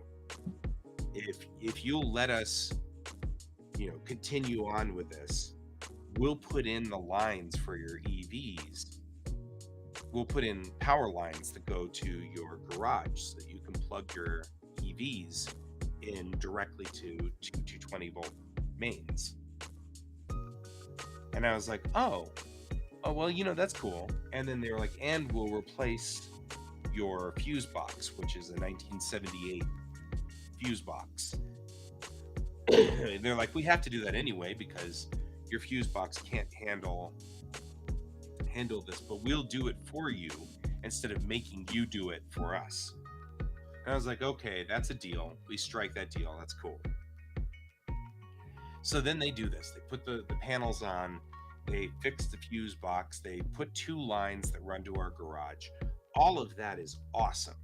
It's perfect. Nothing wrong with that at all. Then the inspector comes out and he fails us. And he fails us on like 6 different points, but one of them is that we have 2 EV chargers in our garage and we didn't pull a permit for the EV chargers. Okay. So then I call them back and I'm like, hey, we didn't pass because you didn't pull a permit for those EV chargers. And so then the guys go and they pull the permit for an EV charger, a level 1 EV charger. Those aren't level 1 EV chargers. They're 2 plugs for a dryer. They're dryer plugs. So the inspector comes out and goes, these are dryer plugs, not level 1 EV chargers. You pulled the wrong permit. So then they had to go pull another permit, and a different inspector came out here, saw that somebody had written EV1 and EV2 on those 2 outlets, and not knowing the difference said, you didn't pull the permit for an EV charger. This, by the way, takes like 4 months each time to get the inspector out here. So now I'm sitting here going, you guys need to figure out what the hell you're doing and stop going through me. Because every time you do this, you give it to me, I give it to the city blames me for being an idiot. And I'm over this. So they're like, we'll fix this. They finally got all of that fixed in January. And so then they put us in line for inspection. And the inspector came out in February and they had forgotten to put one sticker on on on the solar panel inverter on the side of the house. One sticker. So they failed it. They failed us. So they finally got the inspector out again. They put the sticker on. Got the inspector out here. He inspected the system. Everything is fine. And that was yesterday. And it's been like this entire time. And then they're like, "Will you put a review in Google?" And I'm like, "Oh yeah, I will."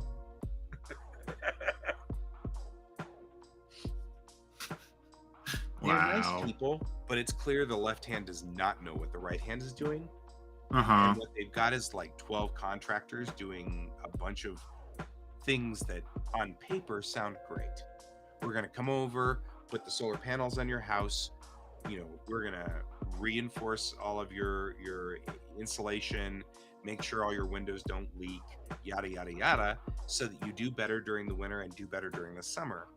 And all of that did matter. Last year, in 2019, this house really didn't stay cool with just the swamp cooler. Okay. Here it got too hot. And so I have a little portable AC system that sits right here that cools me down during the summertime. And it got too hot in like late May, early June, and then stayed too hot through September. Last year, it stayed cool through almost July. So it does work. I mean, it's working. The extra insulation up there keeps the cool in the house for longer. And that does work. But yeah, it's been this entire journey of weird. And it's one stupid mistake after another. And it's been driving me absolutely bonkers. So, yeah. So anyway. So yeah, Can fell on the sword for us. by getting zotted by that storm last night. It's just how you roundabout right back to that. That was just funny. Yeah, well, you know how it goes. All about solar power, but the true reasoning for this story is Cain fell on the sword for us. Right. But the real reason that we're here, seriously, they want you to know.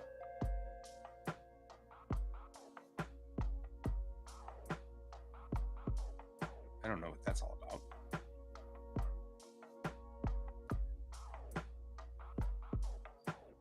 I was gonna say, what Colton really needs is the little cover to cover up the thing. Little click. So, all right, back to work for the last few minutes here. We had already entered the system.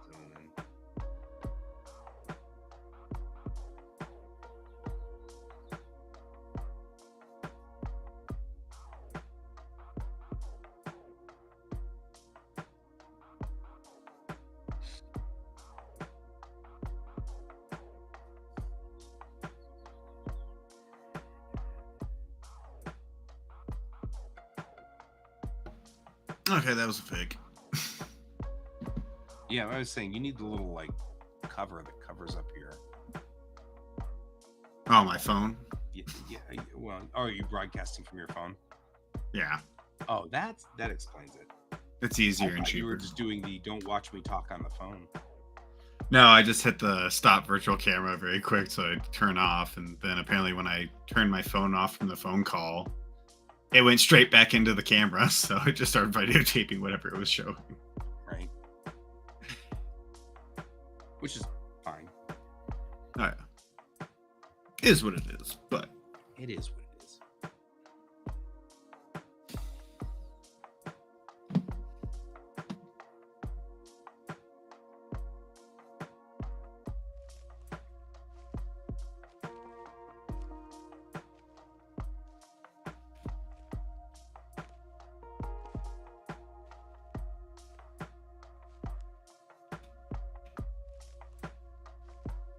Accidentally.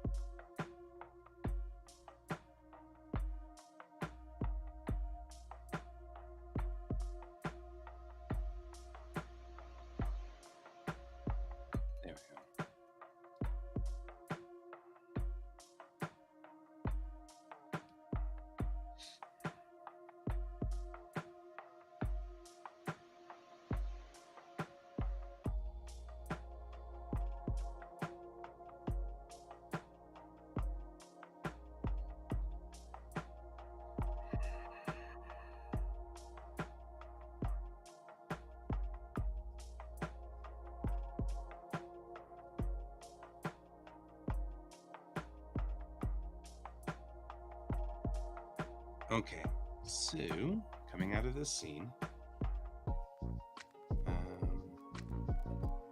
we start with Chang asks Mayrel, have you heard of any tribes that still speak 21st century English? Mayrel says, well, many folks have chosen to hold on to the old ways, but the language drifts. It's not perfect anymore. And then Navin says her accent is flawless, talking about Alex. So then the doctor says maybe she's a drifter. And Alex has been sitting there going, hello, excuse me, hello, in the background. Because like they're talking about her, but not to her. And then she goes, excuse me, what's a drifter? But she looks exasperated at this point. People aren't listening to me. And then Chang says, I'm sorry, I don't mean to exclude you. A drifter is someone who spent a little too much time going very fast in sublight space. And Alex said, this is one of those relativistic things, isn't it? And then Navin goes, yes, the closer one gets to the speed of light, the slower time gets on a ship. And then Chang says, were you on a ship that might have accidentally spent too much time near the speed of light? And then Alex says, so Dad wasn't good at his charts? You know, that way, I'm trying to figure out a way that Alex can roll with this so that it sounds plausible. Mm-hmm. The problem is this. The whole thing that we discover in these next two issues of the comic is that Alex isn't actually a drifter. She actually is from Earth, which nobody is from Earth, and that time period. That's part of the thing. Everybody was rescued before Earth learned that there were other people out there. So one day Armageddon broke out on Earth. You know, this horrible Armageddon. You know, it was today, modern day, and then all of a sudden the sky literally starts falling, and then these spaceships show up and pull as many people as they can shove into these spaceships, and all the spaceships leave, and then the Earth gets obliterated. So the thing here is that nobody should be from Earth proper. They should have been from the first colony. And Because of that. Yeah, because there's no way they could have come from Earth. They have to have come from the first colony. Because everybody was rescued all at once. Everybody was evac'd. Yeah. Yeah, they were evac'd by the aliens.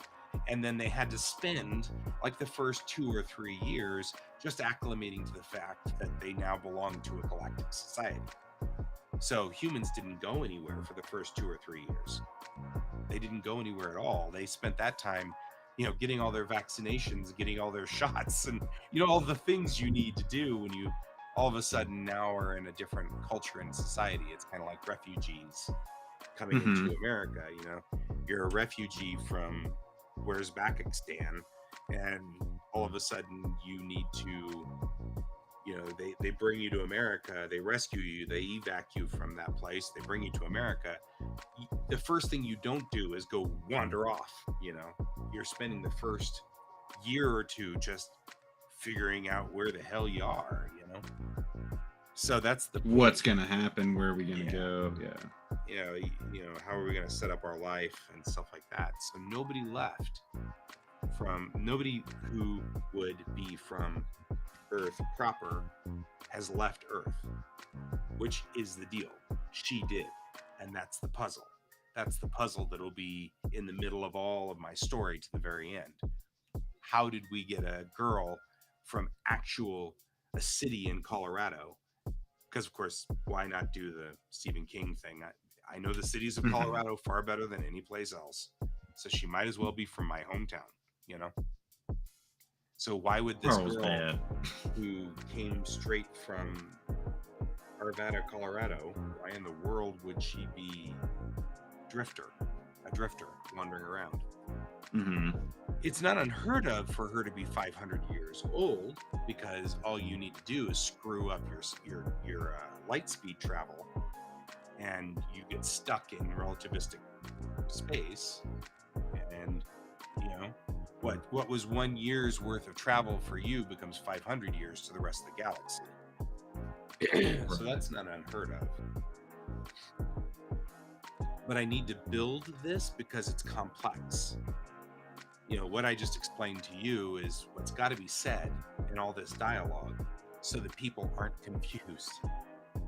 Because here she's saying, you know, she's 500 years old. Everybody goes, whoa, 500 years old. That's the mystery. And then the doctor's like, well, she could be a drifter. And then everybody's like, wait a minute, you mean there are other people that are 500 years old? You know. And then later in the next scene, the doctor goes, well, now wait a minute. She has a whole bunch of genes that are turned on that we purposely turned off in when you first showed up in the galaxy. We immediately killed all of these genes in you because we didn't want you getting cancer and, you know, all of these other things. So we turned them off. She still got them on, which implies that she didn't go through the vaccination process that everybody else did. Mm-hmm. So that's the next scene. So that gives us 2 steps of, well, wait a minute. Now we have it whittled down.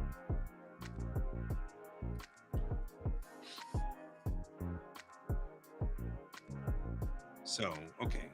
So Chang then says, that explain, or the doctor is into these things. The doctor's a fluffy guy. The doctor's in. Yep. The doctor is in. Well, no, Navin should say that. I didn't say that.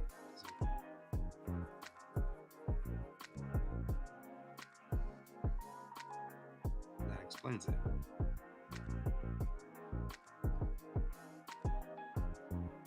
Welcome to the, what is this, the 24th century? 25th century? 24th century. No, 26th century, yeah?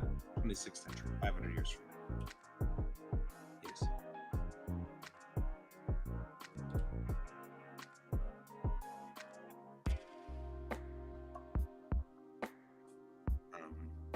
Thanks. But we've been here for 2 years.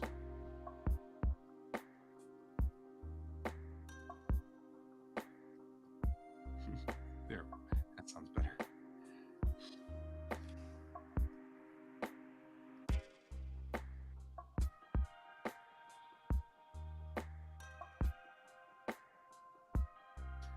Okay, now I've got another flag showing up in my head.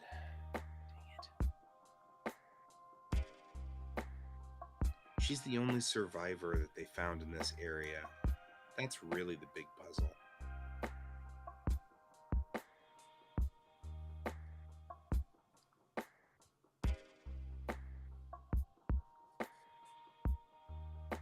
Is she a super soldier? She's not. I mean, no. The only reason I say that is just because, like, if is that kind of stereotypical only survivor Yeah. usually means that they have like some kind of special power, like River from Firefly or something. Right. She does not. If you are going that route, that would be cool. But Yeah. I'm just saying, if you're not going that route, I would look at something different. No, she's not. She's a pawn in a larger game. Okay. And she just happened to got moved into this square. That's what if you can kind of follow my drift on that. Understand. No, but I do need to figure out. So she knows that if she raises too much suspicion, she won't be able to continue doing the things she needs to continue doing. She knows Right. that. So she's trying to nullify that, but she just started, you know, her time clock picks up here. So, like, she was 500 years ago yesterday. And so I want to, that's why I'm having a problem with this scene, it needs to be written in a way that's plausible, where Alex just grabs onto, oh yeah, that's the answer. Yeah, uh-huh. But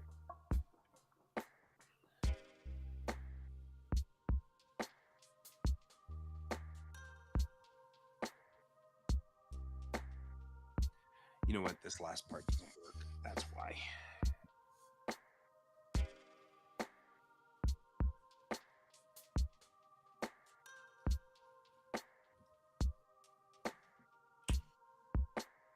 All right.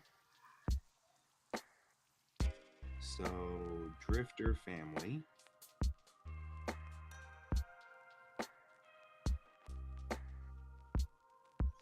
Settles on moment. Makes sense. And somehow. If you want a cool video, by the way, to watch, if you ever want to actually really get into like thumbnails and understanding environments more, I can send you do. one. It's a really good video. What will you please put it in the private chat? Because Yeah. I'm not kidding. I feel like this is something I don't do well. And frankly, even that number 9 there is gorgeous. Thank you. I mean, like, just what you just scribbled out there is exactly, I mean, it's really pretty. I can already see pretty much what that is going to be. And I like that piece too. So, where is it? so Oh it's no, I put it under my school file for. Do you want to just keep rolling for a little while? Yeah. If you're not ready to leave, I'm down. I'm just working. Yeah, I was going to go downstairs and get more coffee and stuff. Yeah, go do that. I'll entertain the peeps. Yeah, they're very loud. And maybe hey, Can might join us if we keep going through lunch. Yeah. But his house didn't get destroyed. Where's my face? There it is. There's that. That's for you.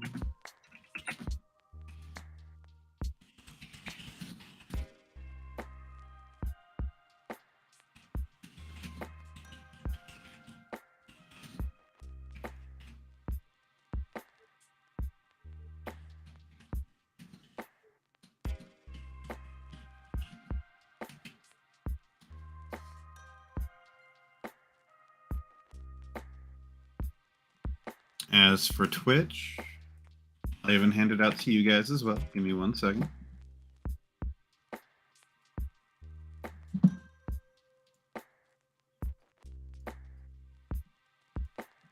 Bada boom, bada bang.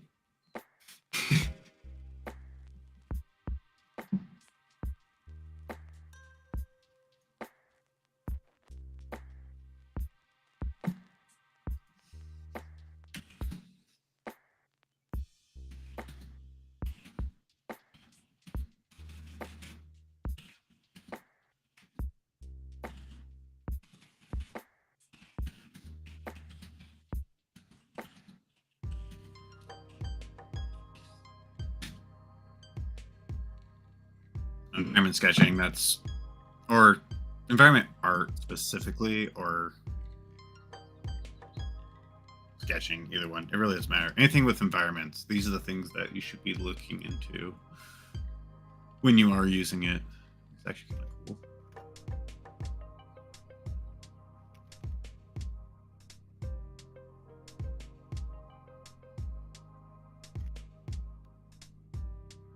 But yeah, art. Sketch.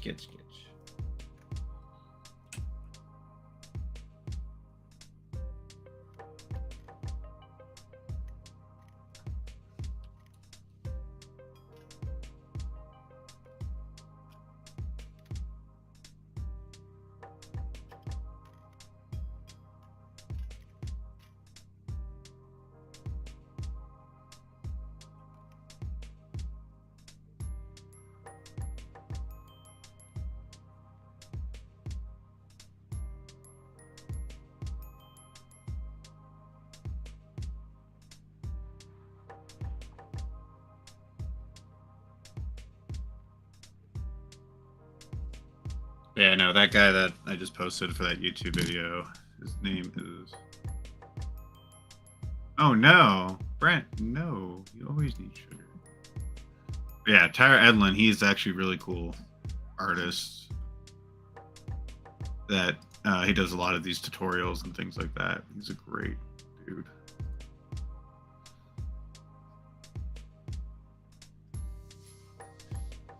Now you're just gonna have to drink your tea as regular tea now, Brent. Or you can switch over to bean juice.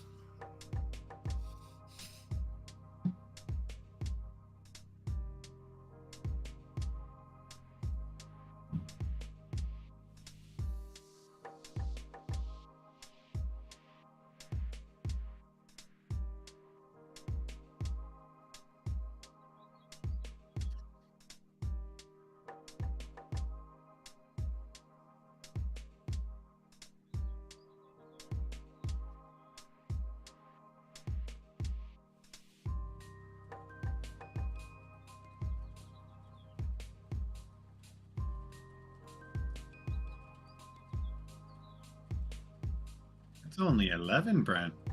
If you're in the office, someone else is bound to drink it with you.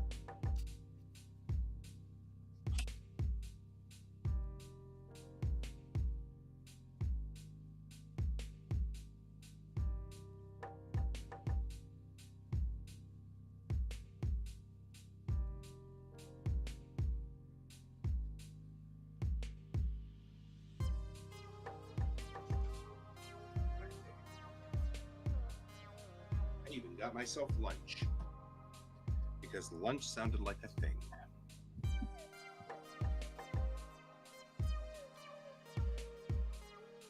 Oof.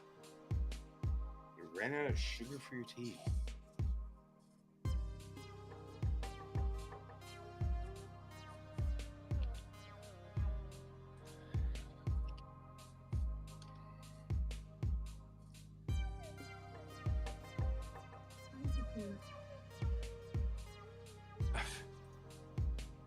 That's right. I don't watch YouTube videos on Mozilla because it doesn't have ad block. Oh, you're back. I'm back. There we go. Can't watch things on Mozilla because it doesn't have ad block because I installed it so that I could just do restream. So how you doing? I also shared it with the chat. Oh no, it's all good. I got it. But yeah, no, that guy's great. If you're actually really wanting to learn anything like thumbnails and all that stuff with like industry and environments and whatnot, that's the guy I've been going to lately. My teacher showed me and I was like, I forgot about this guy. I haven't looked at his stuff in forever. Right. Sometimes. And the only reason I stopped looking at his stuff because I'm like, I'm not that good. You know how we always try and find someone that's like at that arm Right, reach at your level level. that you know you Yeah. could reach to. That's the reason I chuckled. Yeah. I mean, I think that's everybody as an artist, though, is that like the people we follow the most at certain times is that we see them as a feasible goal. Mm-hmm. And the people we admire are the ones that we don't think will ever reach, and that we think that they're some kind of god because of it. So,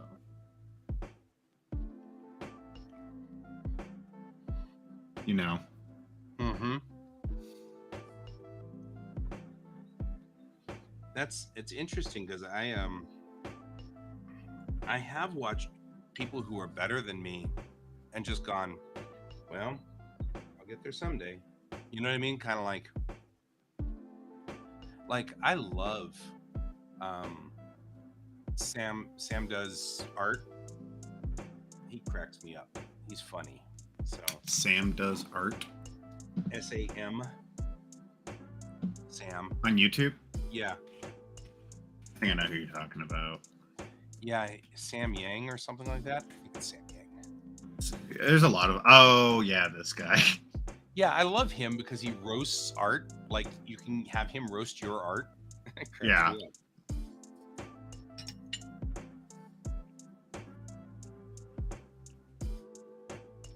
But he has a community of which he has been slowly bringing everybody up to his level around him, Yeah. which is very wholesome. He actually ends up being a rather wholesome guy, you know? Like some things on the surface, you're like, so you roast your YouTube followers' art? But turns out that he actually will take your piece and then he'll give you good criticism, Mm-hmm. you know, and some of it's like really needed. As long as he, like, if you actually give him, like, I know his channel is pretty much him just to roast it.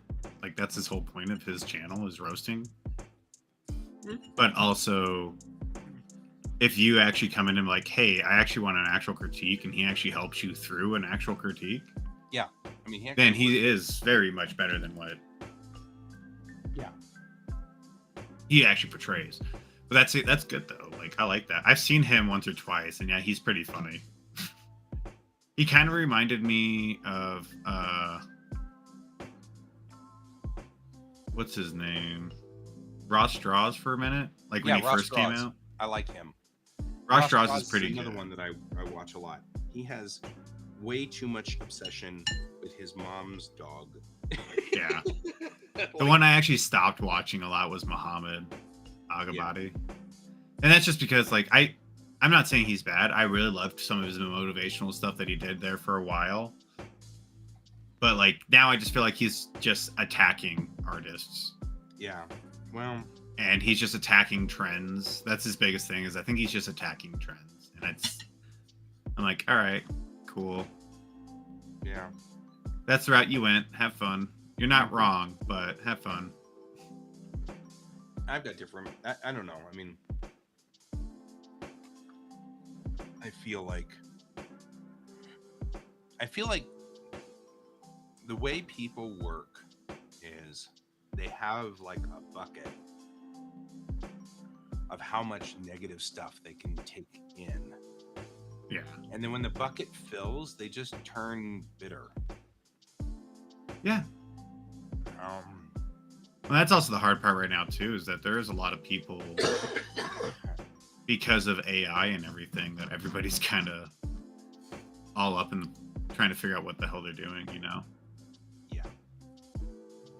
Well, and that's a thing that, you know, everything.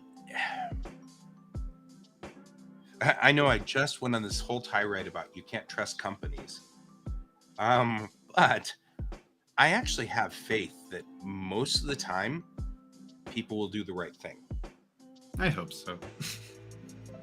We get caught up on the one guy that did the wrong thing. Yeah, that's true. We do. You know, it's like, I have faith that people will do the right thing ultimately. That doesn't mean I'm going to leave my car unlocked. In a bad neighborhood. Or even in a good neighborhood. I mean, Even in a good, but I mean, like, it's not one of those ones, like, I believe everybody has good intentions, and then you purposely go to an area that's known for breaking into cars, and you just leave your car there. With it unlocked. I'm like, yeah, of course your car's probably going to get unlocked. You're going to get attacked. And one of the things that Rutger Bregman says, the guy I keep talking about all the time, is you don't do that because most of the time people do the right thing. But when that Yeah. one person does the wrong thing, it does such catastrophic damage that you feel stupid for not taking precaution. Right. Is like the secret to life is to take your proper precaution, don't freak out, and when the bad thing happens, get mad about it and then get over it. Yeah. Because statistically speaking, it's still not even a statistical blip in the real world. You know? Right. Damn. I mean, it's like, for example, I am paranoid of house fires. They freak me out. I'm so worried that my house will burn down, right? But statistically speaking, it won't happen. Right? Yeah. But I'm like perpetually going around and making sure all things are plugged into the outlets correctly, and you know, we turn off all the power to certain things and stuff like that. And I'm worried about the solar panels setting fire to the house because they're a new electrical thing we just put in, and you know what I mean, like all of that stuff for house fires. And it's not like I've ever been in a house fire. No house that I have ever lived in has burned down. This one I hope will never burn down either. But it's still a thing. And the truth is, if I don't take the proper precautions, if a house burned down, it's such a catastrophic event that I would feel like an idiot because I didn't do it. You know? So it's the same thing. It's the same thing. We just need to. It's like flying in airplanes. People are afraid of flying in airplanes, but the odds of crashing in an airplane are infinitesimal compared to being in an accident in a car and killed. But because that one incident is so dramatic. Right. I mean, I totally get that because it's in that same aspect of like even me trying to words. I'm fascinated by airplane crashes. Oh, like seeing some of like the fires I have seen or houses that have been put on fire or whatnot. Like, and I'm just saying this is also just recently because of like while I'm driving around with work and whatnot, I'll see a house. I'm like, whoa, what happened there? And you can clearly see it was a fire. Right. But also the most time, it's the funny thing is it's usually the ones I see the most right now, it's electrical fires. Mm-hmm. And you can tell the difference from electrical fire start and an actual fire. Right. Yeah. Yeah, it's just, and that's one of those things. I mean, do your due diligence. Yeah. But panic is not one of the things we need to do. No.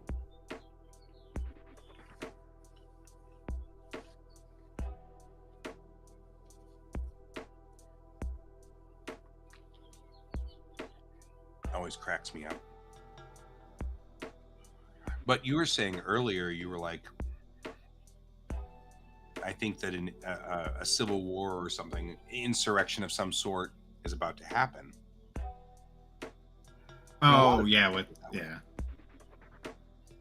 It's more the like I see the like the amount of people trying to. It's more the government that I see that and media like trying to suppress us from knowledge from everywhere else. Mm-hmm. That's going on, like watching French's like is it France right now was going through a rebellion. One of the European cities literally shut down, and everybody went on protest strike. Yeah, but like that's the kind of stuff that they're trying to make sure that we don't see. Is more what I'm saying. I don't know how true.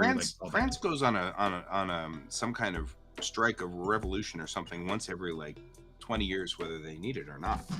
Yeah, but I mean that's not a bad thing. That's actually good because it keeps everything going. No, yeah. It's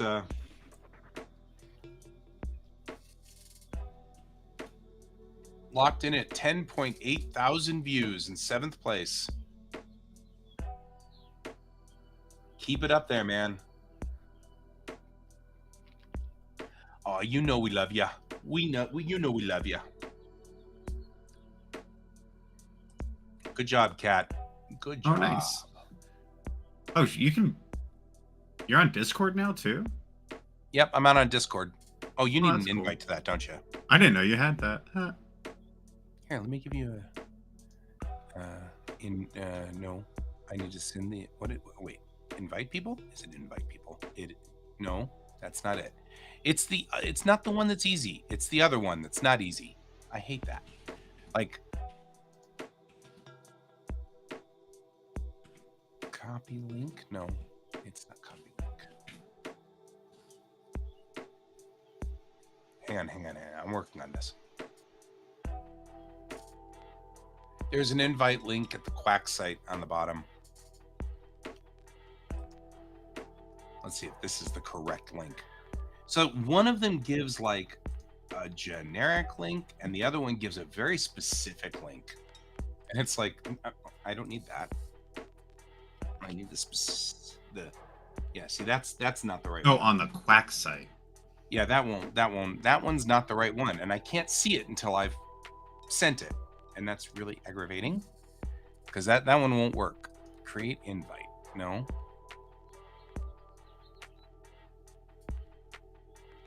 Or send a server invite link to a friend. Oh, maybe that's it.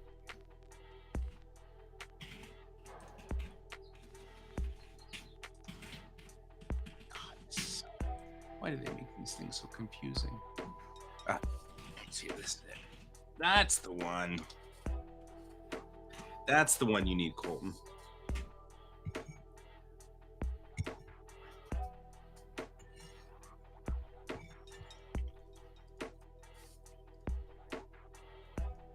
Ah. Oh, whoops.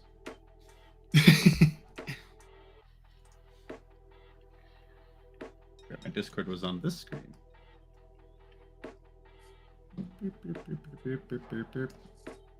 All right, there we go. You've joined the duck pond.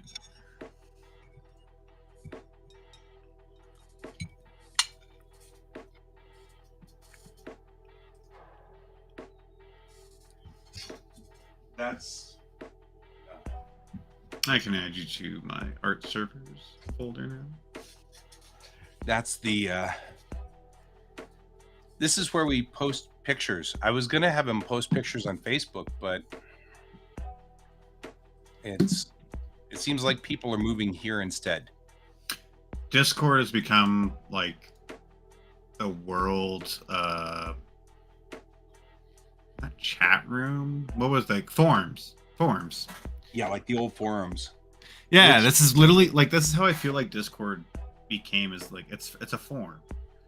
It's what forums used to be, but now it's more responsive. You know. Yeah.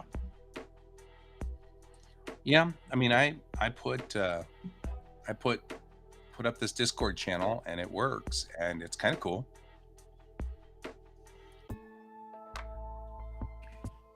But yeah, all of our other folks are moving over to the Discord channel as well to talk when we're not on stream. Pretty much everybody, like it's that too, like all my even my schools moved to Discord. I think it's weird. Right? It is kind of wild. I have so many, like all the group chats and everything that you want to get a part of, like, hey, you want to get in groups with like any kind of students or whatnot, you always go to Discord. And I'm just like, this is weird. I'm not used to this. I feel old.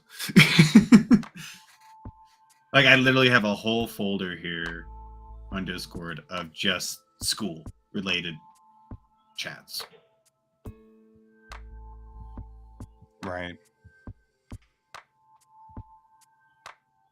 And then I have an art one that has all the art stuff that's going on, like with all the art groups I'm part of. A video game one, random chat ones. Like there's a whole bunch, and I'm not gonna lie, the majority of these I haven't really kept up with in a while. Yeah, that's what I got too. There's a whole bunch of things that I'm like, well, sort of.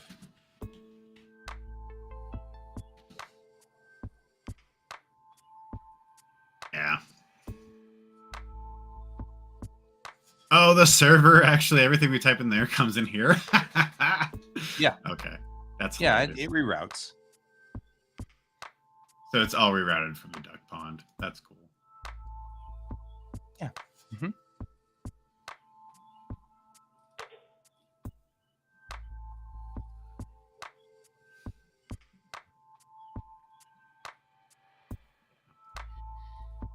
All right. I got some solid thumbnails in here now to pick out which one I really Now like. to do some solid work. Or solid thinking on which one I really want to do.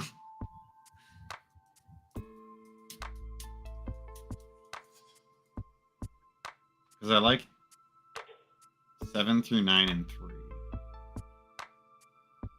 Yeah, well, and that makes some sense. If you've been working on this, you've been improving. That's usually, yeah. Usually that's the other reason why you... Thumbnail 9 of them. Yeah, I mean, do 9, but like come up with like a good number. Because usually your like first 3 are... Or like there's always like a few of them that are just kind of like, eh. They're just not there. And the more you do them, the more you kind of get into something that, and then by the end of it, you're just like, oh, there's some ideas coming through. But also, by the time I hit number 5, yeah, 5 is when I started like scrolling through like ArtStation or something, trying to get like some kind of Concept or thought. Yeah. concept or just feeling. I was like, all right, I'm kind of losing like steam on these. I don't know I'm not sure what I'm looking for right now, what I really want to do. And then next thing you notice, that's when I started pulling up references, and that's when I was like, oh, that's kind of a cool shape. Let's play with that kind of shape. Oh, that's a cool little idea. Like the floating islands. I love the idea of floating islands. I just haven't been able to get them to properly sit properly in my own drawings yet. Right. Which just means I need to go study them more, probably. But it also doesn't help that like a lot of those pieces that I look at, they're photo bashed. Like a lot of your art within... Damn, that sucks. Within environments starts becoming photo bashed. Yeah. Especially when you get to hyper real, like stuff that looks very realistic. But and then there's random things I do find on here that kind of gave me inspiration. Like for that last one, my inspiration was this. It's this like game that is free on Steam. I was like, ooh, that's kind of a cool idea. Ruins, forest, waterfalls. I was like, okay, let's play with that. You know. And that's where I kind of came up with that last one. I was like, ooh, I like that idea. I'm going to play with that concept for a second in piece. So.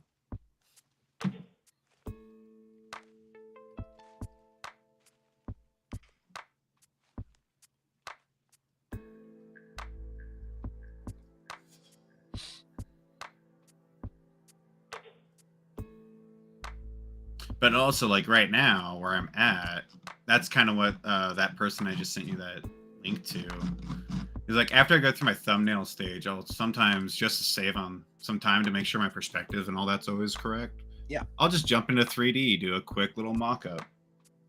Uh-huh. And then I'll just come in after that and just just draw them, like draw over it. That's the real thing I like about 3D that I use so much. It's so useful to be able to use 3D to just get the perspective right. True. Yeah. When we were doing the little challenges, I decided to run without 3D, and I was like, yeah, I could just throw this together without using maquettes or anything. Just run it by myself. And I spent like 20 minutes just correcting the arm of one of the characters. And I'm like, yeah, this is why I actually use 3D. Mm-hmm. It just took forever. And it was so frustrating to me.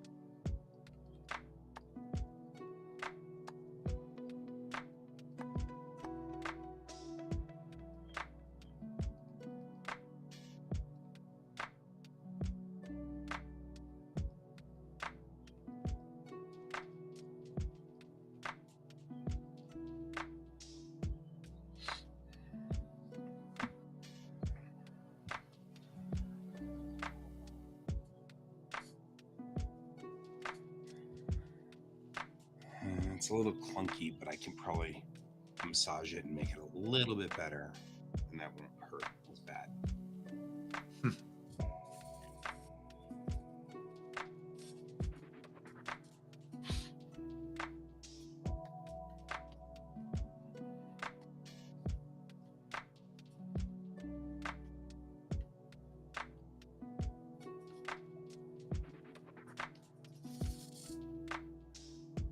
Yeah, that detail rendering. So, I was reading something last night. Oh, I know. Something in one of the comic forums on Reddit that I was reading through, subreddit. Mm-hmm. Somebody was posting about a specific artist and showing one cover of Spider-Man, Yeah. which had Jane sitting on the cover in a pose, and she's wearing like the Spider-Man outfit, and she's got the mask in her hand. And then there's a Spider-Gwen cover, which is the exact same pose, but a different character. Identical pose. Like, you look, they put them side by side, and of course, it's clear the artist traced it. Or at least really close, right? Uh-huh. So, and they were like, wow, didn't even want to put any effort into it. Well, it turns out that it was the same artist that drew both covers. Yep. He's just I was waiting for this part. Yeah, he's repopping his own work.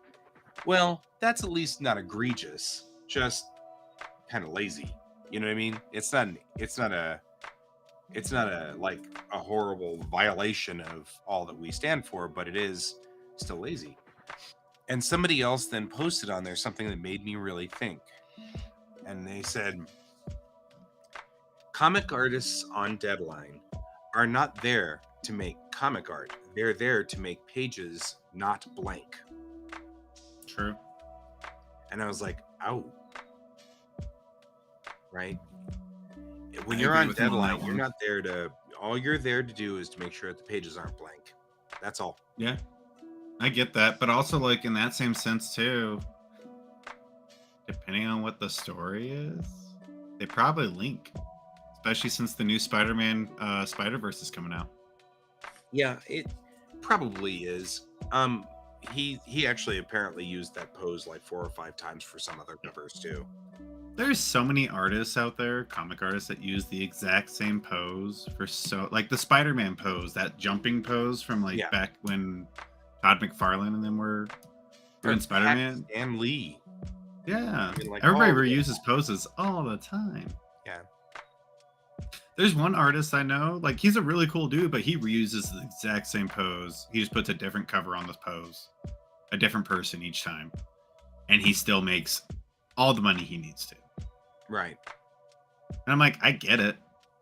You could probably draw that pose in your sleep now, but like, cool. Yeah. Like, I'm not saying it's a bad thing. I wish they would do more than that. But yeah, I get that also from that same statement though. It's like comic artists are paid to fill pages. Yeah. I mean, that's the thing. And they said that. Especially when you're working for like Marvel and DC.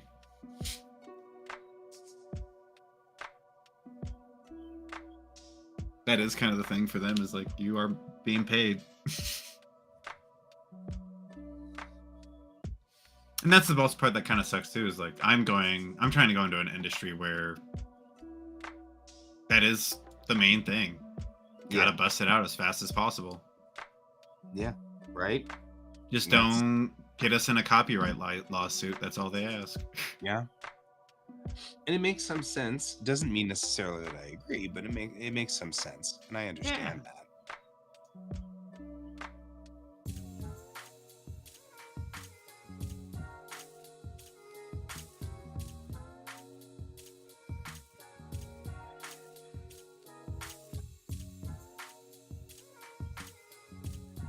So I know what I want to do.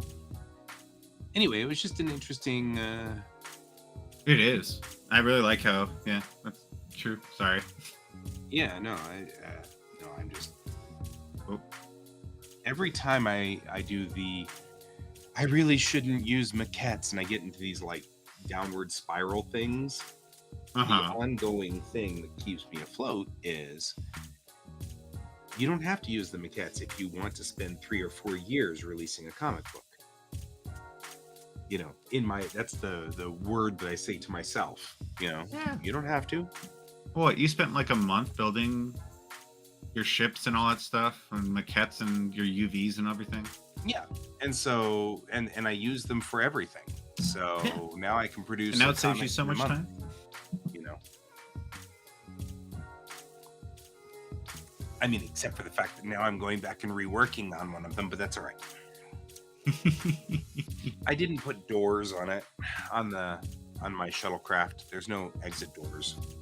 So I was like, I should put exit doors in there. And then I was like, well, while I'm in here, I might as well clean up this model because I really built it fast. And it is an important centerpiece of like all the things in Blightrix Rising. And so, okay, I'll rework it. Yeah. So I guess I'll do the thing. I guess I'll do the work. So did this to myself.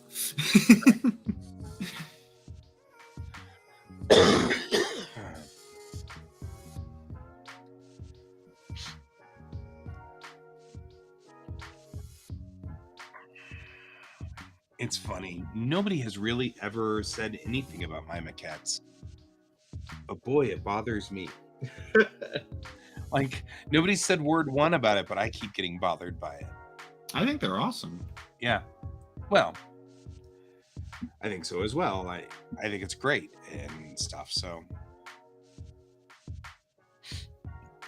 And I should say nobody said word one about them in the last, like, say, decade.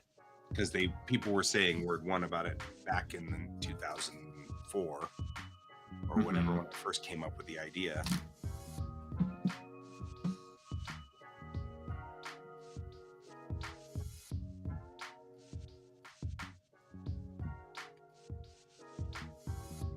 I did just see there's a device out there that somebody's selling. It's sort of like a one-way mirror that you attach to the side of your phone, and you sit it on the table, and then you bring up a picture on your phone, and the mirror is at like an angle like this, so that when you're looking straight down, you can draw underneath the mirror, and it sort of reflects the image on your phone. So in other words, it's like the old devices that they used in the late 1800s, the projectors. I don't know if you knew about that, but they had these projectors where they would take a photograph and they would project it onto a wall, and then the artist would draw the outline of or draw in all the details, you know, where the eyes are, where the nose is, and stuff like that, and maybe even shadow information and things like that, and then just effectively paint by number at that point in time. And that was how some of those late 1800s paintings that everybody's like the proportions are absolutely accurate here, and it's because they were using a photograph and or a real person and Huh. casting their shadow up, or casting their image up onto a wall where they just hang a canvas and then trace the lines and stuff like that. Oh, yeah. Yeah, I remember seeing that. They did that, like Da Vinci and all of them used to do that. Yeah, same thing with Da Vinci and things like that. I think ancient Greece before then they did it too. Yeah, it's an old. It was a pinhole well-worn technique thing. It was like Mhm. when the sun hit a certain spot, they were able to finally do a whole mural, or at least get the base lines down, so they can come in afterwards and just paint.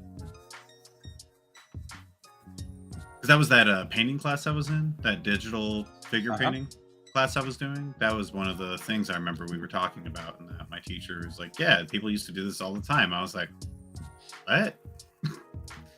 I'm like, that far back? And then he showed us pictures and like how it actually was demonstrated. I was like, "Oh, okay, never mind. I understand now." Yeah.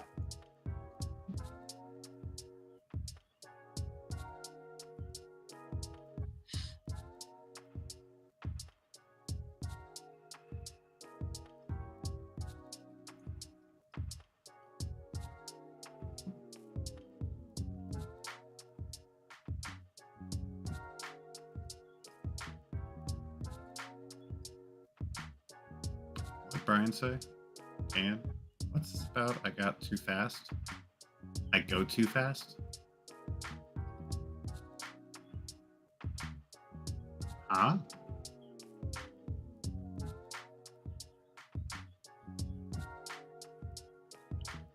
I'm starting to wonder if Kane's calling himself out all of a sudden. I think he is.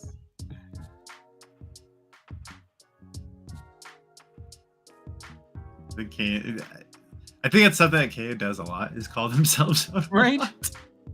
I'm like, you think I'm too fast? I'm like, I never said that. Yeah, right? Right? Like we weren't even talking about you. But now we are. I was behind on the stream. But we weren't even talking about you behind. But now we are.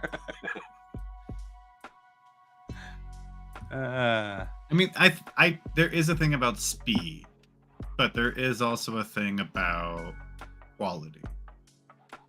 Yeah, that's always that's the trade-off. Like There is such thing as pages. shortcuts. Oh, Yeah. Oh wow, you're way behind. Oh damn.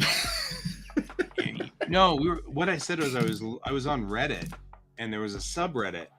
I was laughing at Kayed because they were talking about comic artists just filling pages. I was like, wow, you're way behind if you're that far back. That's all right. You can miss the stream tonight, Kat. I was about to compliment you on your work, though. I love your work. Just saying. Anyway, but no, what we were talking about, Can, was this guy, or I was on one of these comic subreddits, and they posted two covers from the same artist, but two different comics. So one was like Spider-Man and the other one was Spider-Gwen. So two different comics, and the character on the front was in the exact same pose, two different characters but the same pose. So clearly he traced one to make the other. And somebody in the thread had said comic artists aren't paid to make art, they are paid to prevent a page from being blank. And I was like, ouch. And that really like affected the way I thought of things, just making sort of the shift in my brain of, ooh, that's a solid artists. Because I often think when I'm doing my artwork, when I'm doing my comics, I'm thinking, who am I serving here? Which master am I serving? Am I serving my artist master, or am I serving the story? Who do you serve? And sometimes, if you want to get this story out anytime before you die, and I have like 2,200 pages still ahead of me in this story. And if I want to get it out before I die, the master that I serve is to the art, or is to the story, not to the art. In other words, I was like, oh, I never thought of it that way, but am I being served? I never thought of it that way, but that makes total sense. And it's completely logical. I hadn't thought about that.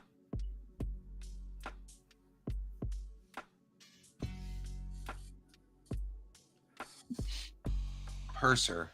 Are you out there, Brent? Yeah, you are. Are you alive, Brent? Are you alive? Brent, Did you die? on a ship, person who gives you quarters and things like that, the quartermaster, or would I call him a purser? Purser? Yeah, purser is more for like a civilian ship, I Oh, believe. I was like, But do they if you carry think the purse? we only have one person on board. I'm a slave to the pages. I actually kind of like that quote, Can. I'm a slave to the pages. So there's only one person on board the Kittiwake who's in charge of clothing, quarters, making sure you're assigned a place to sleep, a bunk, things like that. There's only one person on board who's got that job. And that's your purser. Yeah. So do I want to call him quartermaster or purser? Because I feel like it's more inclusive than a quartermaster.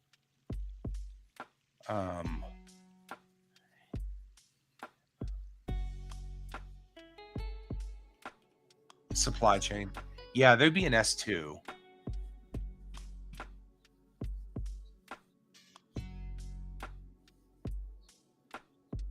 Yeah, I think you're right. Quartermaster.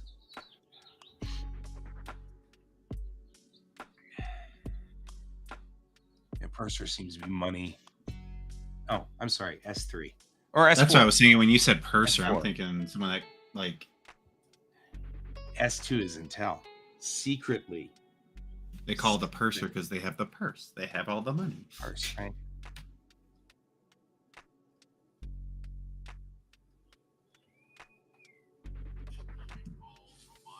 Oh, hey, she's calling early. I'll be back in a minute. Is that the wifey? Yep, it is. Nice. Have fun. Love you. Bye bye.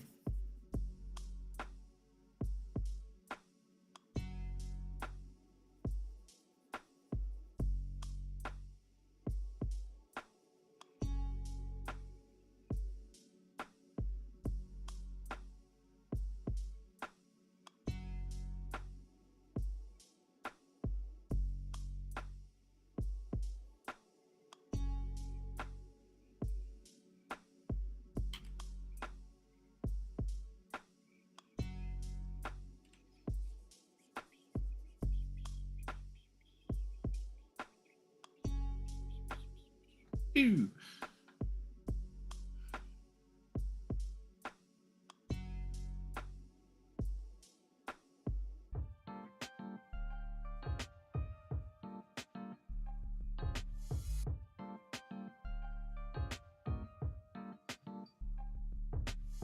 Aww.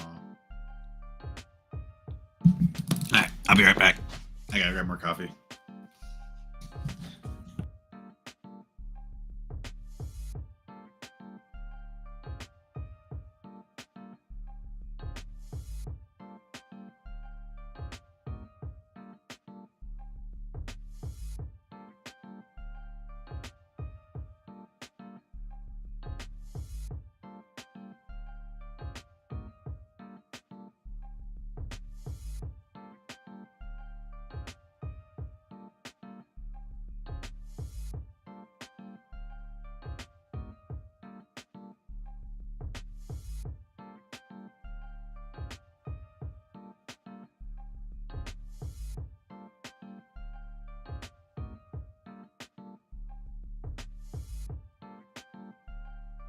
Cool. What'd I miss?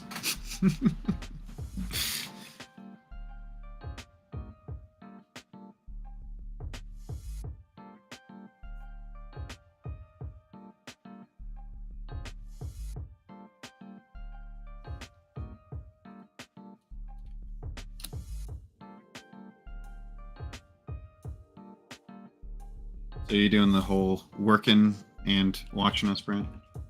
The usual.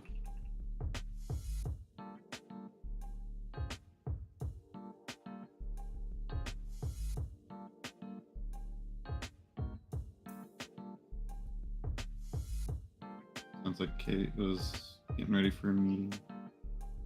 I'm guessing that's a meeting for tonight. I don't know which one it is.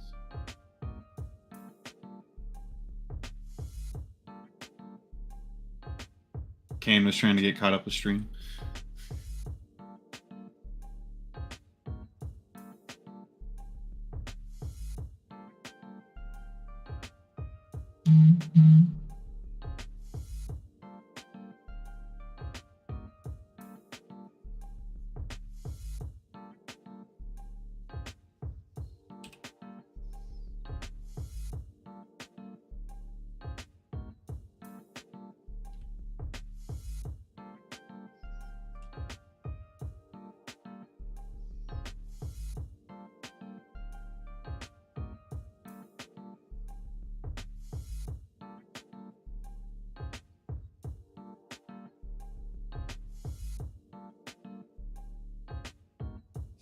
What time did you go to bed, Kane?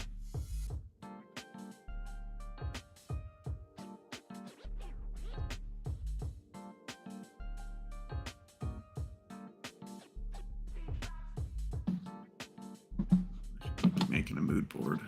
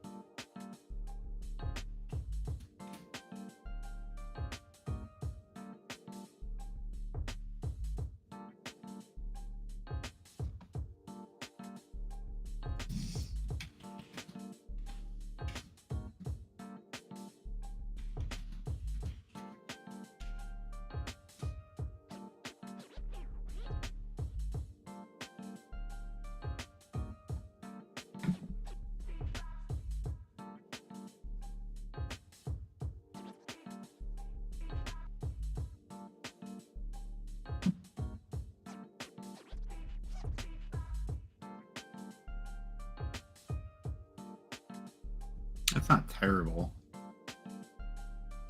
But when you're not used to it, it definitely messes with you.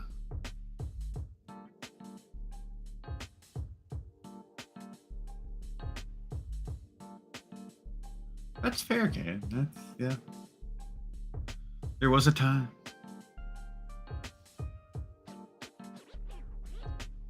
Same here. There was a time when I was actually able to do that. I stayed up to like 2 Friday night last night because it was my friend's birthday. When I woke up, I regretted every minute of it. It's like, why did I do this to myself?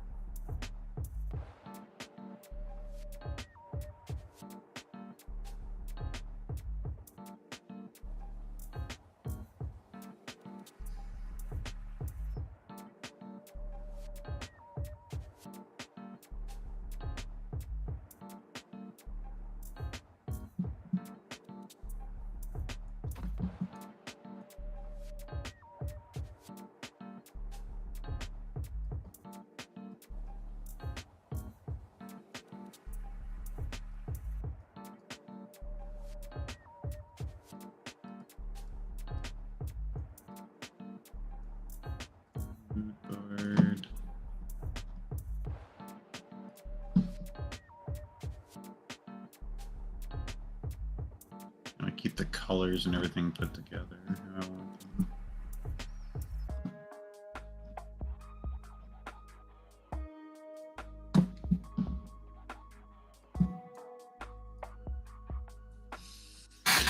Alright, that should be good. It's a decent mood board.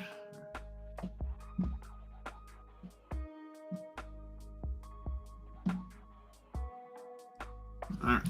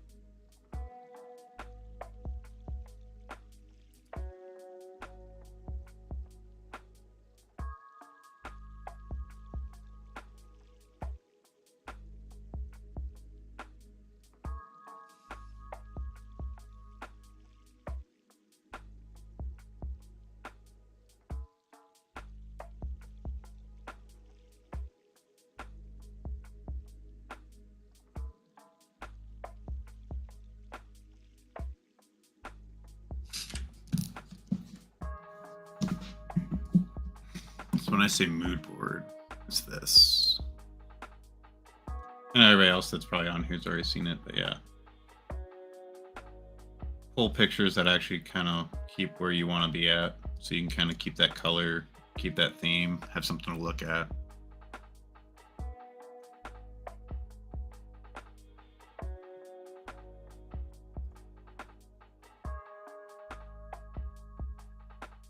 Yeah, mood board. That is a program called PureRef. It is awesome. It is free. It is PUREREF. I've been using it for a while. I don't remember where I got it, but yeah, I think last time I checked, it was free online. So.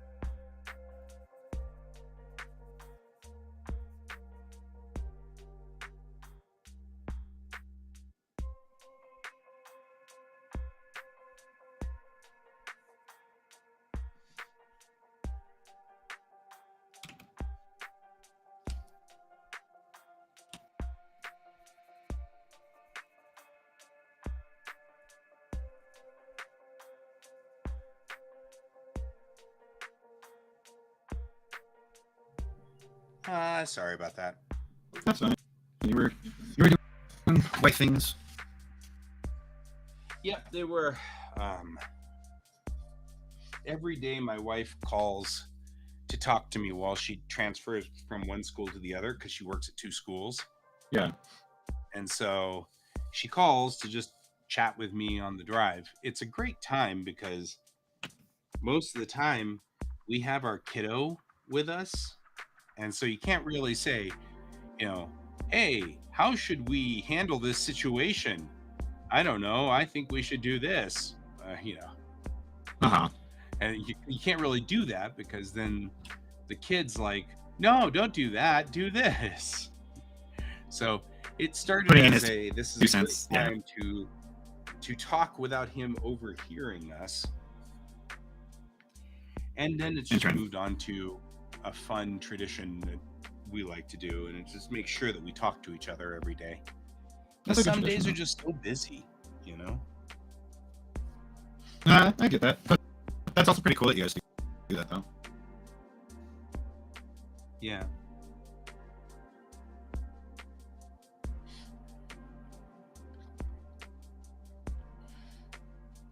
All right.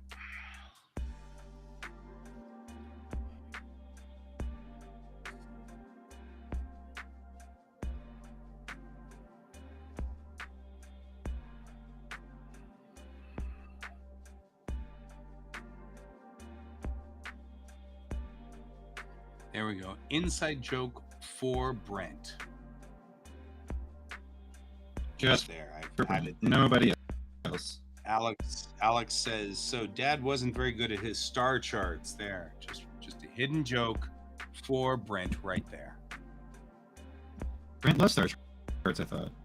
Right? Exactly. He loves the star charts. I thought star charts were his favorite episodes here. I get in trouble.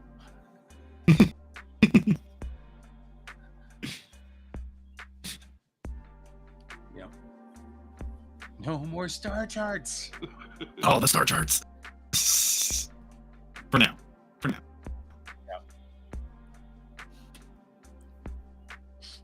Maybe later we'll let you go back to it. But until then. Right. Until next time. All right.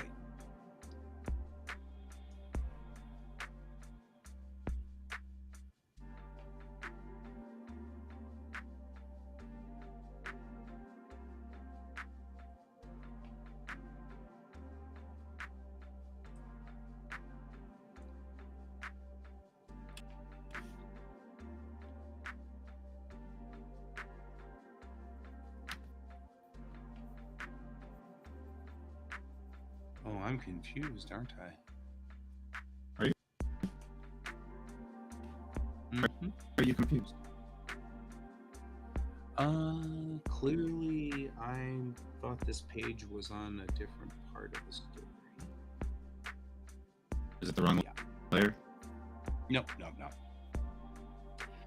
No, I'm going over to the purple scene.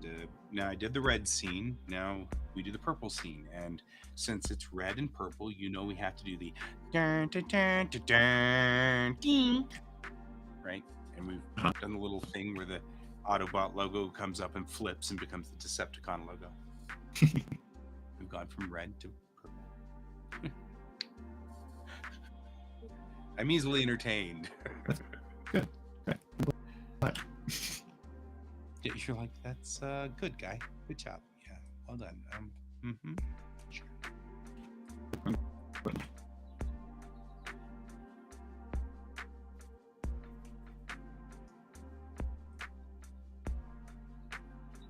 Okay. So what I'm going to do here is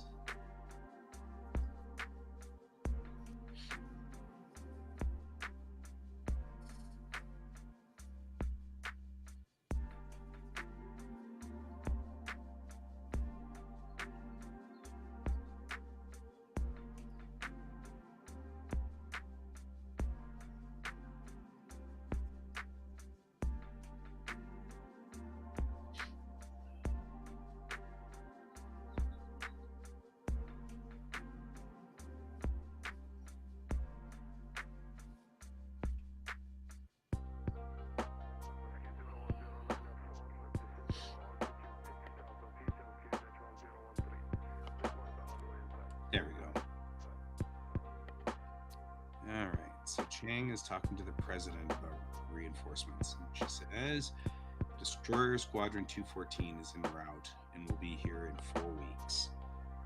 There are 2 freighters. One is closer and will be here by tomorrow.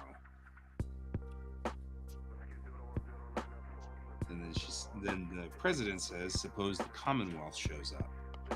That's better. And she says, then we'll talk. And he goes, talk? It's the Commonwealth, not the Weirn. We can talk this out. We can be civil. There we go, that's what it should be.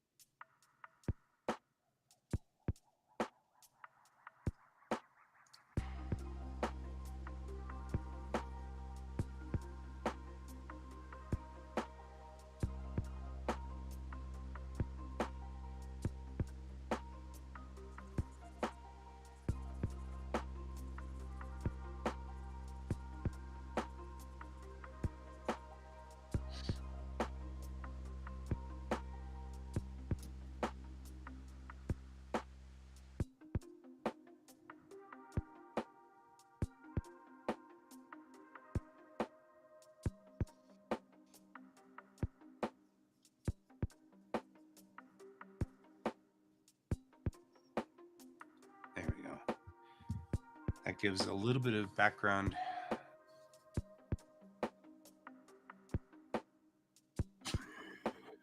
Hey, Mac. What's up? Ooh. What's your avatar?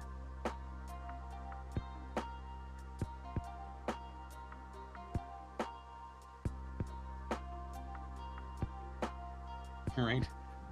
So yesterday, oh, they're not ready to be given to you.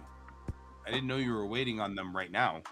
I can make them ready for you really quick. Just chilling. We are working on I'm scripting, and below me Colton's working on thumbnails. And now finally going into painting. Got some painting tests, yeah. He's going into painting at this point, and he also sounds like a robot, and so that's a thing. Oh no. Yeah, you've been robotic for a little while. Oh, fun. Oh, it's I totally can. The problem, Brent, is that I was going to change the text so it doesn't say Howard Cosell and stuff. I just need to do that real quick. A whole bunch of names need to be made up real quickly, and then I can do that for you, which I can do in a second after I'm Better. done working on this. Yeah, because I mean it's still like the whole Sarah Silverman one is referencing Justin Bieber and stuff, so we've got to change some of those jokes. So if you're wondering what the heck happened, I had this brilliant idea to have ChatGPT generate random articles of news articles that exist in the Bellatrix Rising universe. And then I was just going to have it post those articles on a website as if you were reading live news every day. Right? So that was cool. It was a lot of fun. I came up with some interesting articles. I had to refine sort of my prompt to get the stuff that I was looking for. But then I decided I wanted to kind of fill out the version of football that they've got in the future, which is called Kaitak. So this was fascinating. I front loaded the AI with the rules of Kaitak and then told it to write me a fictitious report on a game between two of the teams. And it totally did.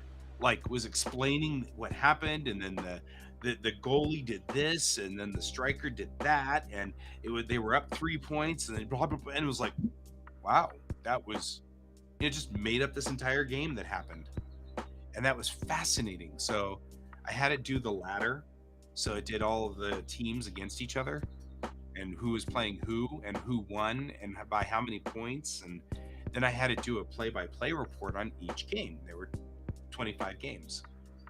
And then finally I discovered that I could say, give me a game report on a fictitious game between, A team and B team in the style of Howard Cosell.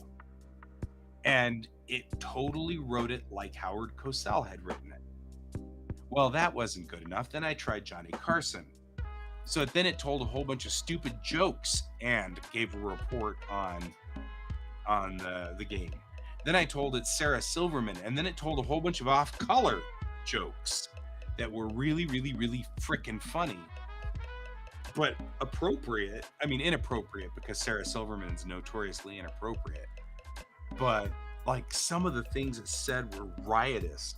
It was like, this game was more exciting than the last time I watched a baby seal get eaten by a baby polar bear. Except this was much more interesting, And it was like, dude. Then it was like, the team came out of halftime like a whole bunch of horny teenagers at a Justin Bieber concert.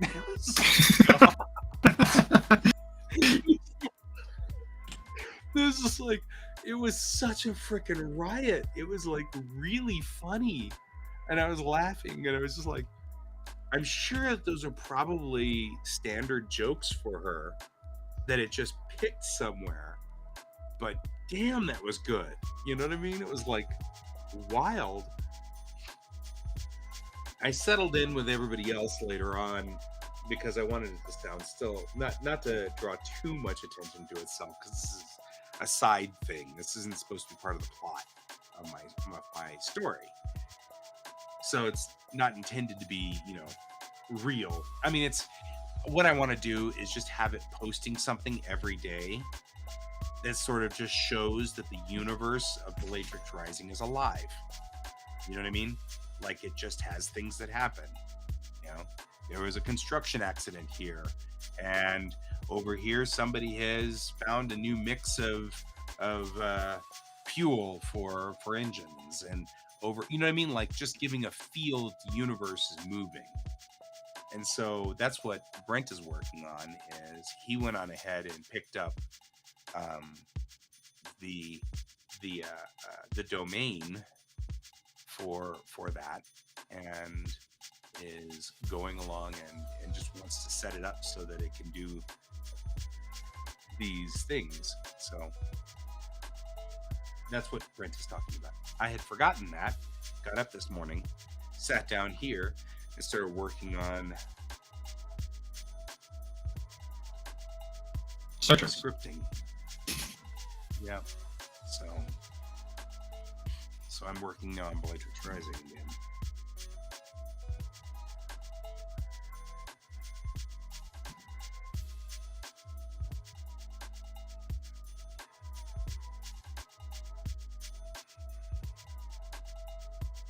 All right. Is that better, by the way, or is it bad still? Whoa, you really broke up there. What? Oh, apparently it's not better. No, not really. Astronet .online. Yep. And that's what we decided we were. Let me double check it by opening this picture so you can double check the spelling. Make sure you spelled it correctly. Because it would be silly for us to not do this.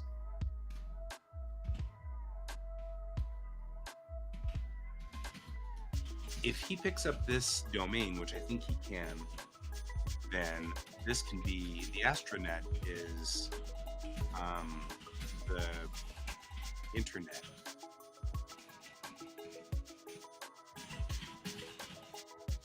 I don't know.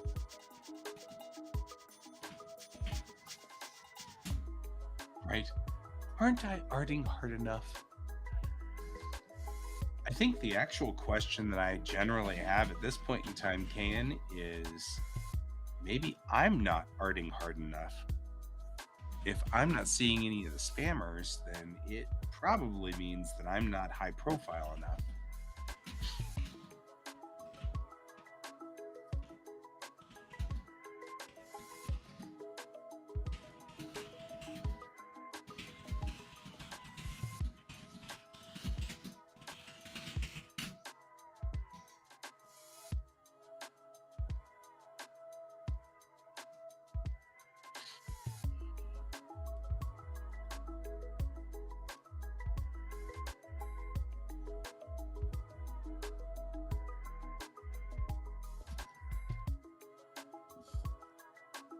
So, Brent, let me finish rewriting this scene so it doesn't look, it's mismatched.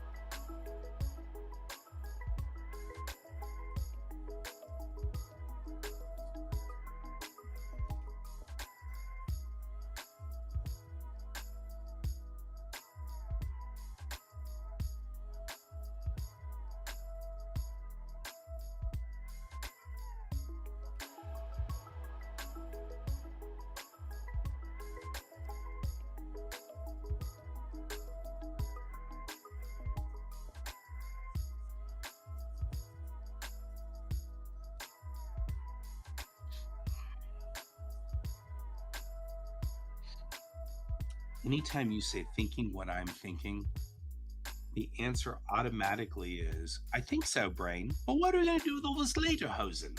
I mean, you can't not do that, right?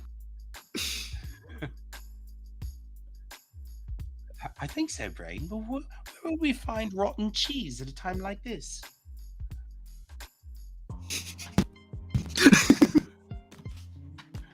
Like, the best part about that is, like, that's the there's a specific trope to that joke. There's a name for a lot it. to those jokes, but yeah. No, I mean, like, there's a name for that specific joke. Oh, is there? It's the, because it's the same one as, you know, the scene starts and somebody says, and then the doctor says, that's not my banana, you know, and it's the same thing. You don't necessarily, Same concept, yeah. you don't have to know what's in front of it. It's wait. It's the name of that flying trapeze group or whatever. That's the name of it. And we call it the. Oh well. Oh well. Doesn't matter. Anyway, I can't We'll think figure it of it. It's I study these because I love doing the tropes for it. It makes doing Springs comics easy because I've got a random generator that just randomly generates and says, make a joke on this trope, you know, and then make a joke on this trope, and then make a joke on this trope, and it gives me a little bit of a prompt. And if I don't want to make a joke on that trope, I'll just hit random again, you know. But if I don't have something lined up whenever I need to draw a comic of Springs, which I will be doing next Monday, just so you guys know, then I actually think I might do this Sunday night, do the Springs comics Sunday nights. You are awesome, Brent.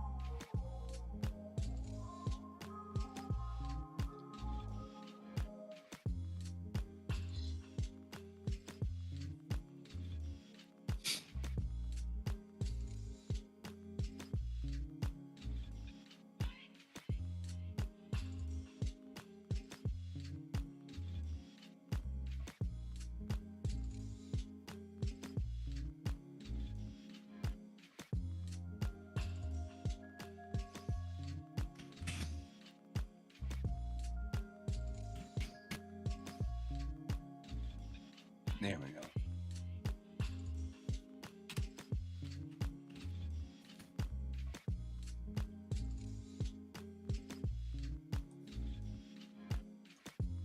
How big, Brent? How big of a image do you want?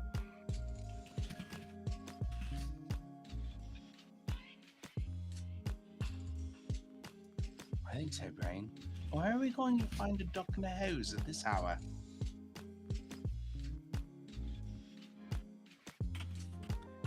Do you listen to Postmodern Jukebox? Me? Yeah. No. No. I don't know what it is. It's a group that does YouTube videos, but they're a band. And what they Okay. often do is take popular songs and do them in different styles. Oh, cool. You know, they'll take, like, for example, they'll take, I don't know, Michael Jackson's Bad as a 1940s torch ballad, so big band, and they'll get like some torch singer girl to sing the words. And it's still the same song, but it's this wild, like 1940s torch cover. And it's really cool. But one of the songs they did was The Pinky and the Brain. Oh, really? So it's this slinky lady in this beautiful red dress, and she's, the pinky, and the brain, and then in the middle of the song, it's been this like this beautiful like 20s flapper song or something. And in the middle of the song, it goes into a little vamp where it's just doing the instrumental, and you see that they're in this bar, and at the bar are these two guys cleaning glasses. And they start talking to each other, and it's the voice actors of Pinky and the Brain. And so Nice. they're like, the one of them starts going, "We're stuck here every night, you know that, right? And we can't go anywhere." And the other one's like, "Well, I know, Brian, but where else would we go at this time of hour?" It's like they're both doing it. It's just so awesome. That sounds like a good time. Width 180 and height 720. Well, no. That's I'm just saying for the construction. I'll give you a construction sign.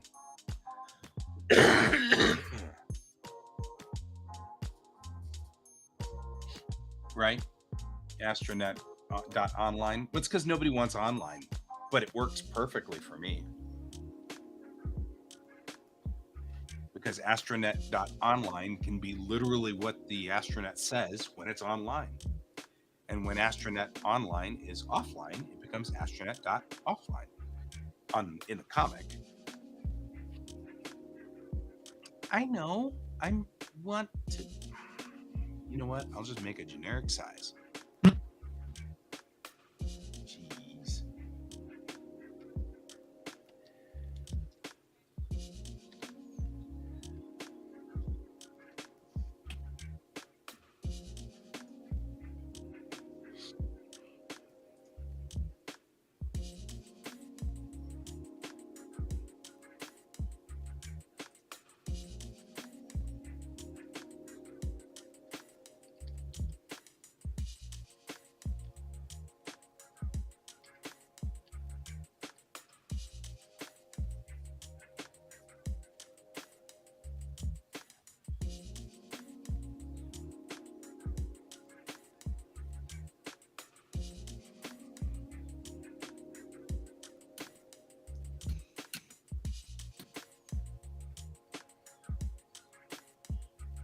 Oh yeah. No. I don't want one that says that. This will be in story.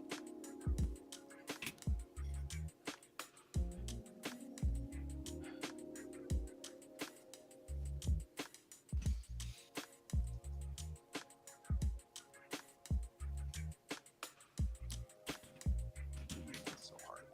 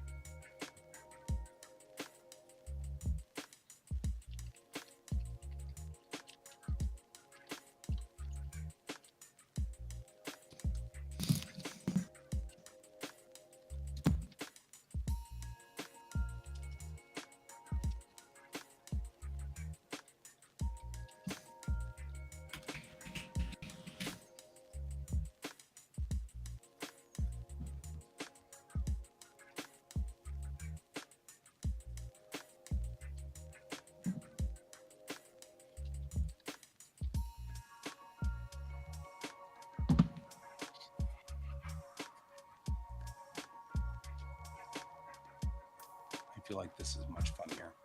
Why are you not seeing that? Why am I frozen? Oh, you are frozen. Am I still I am robot? frozen solid. You're not a robot, but I am That's good. definitely frozen.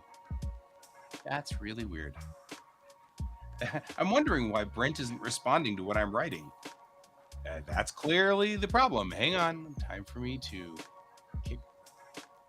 Reboot. Oh, yeah. OBS is locked up. Hardcore. That's fine. I shall end its task. And then restart it in a second. Because it is locked.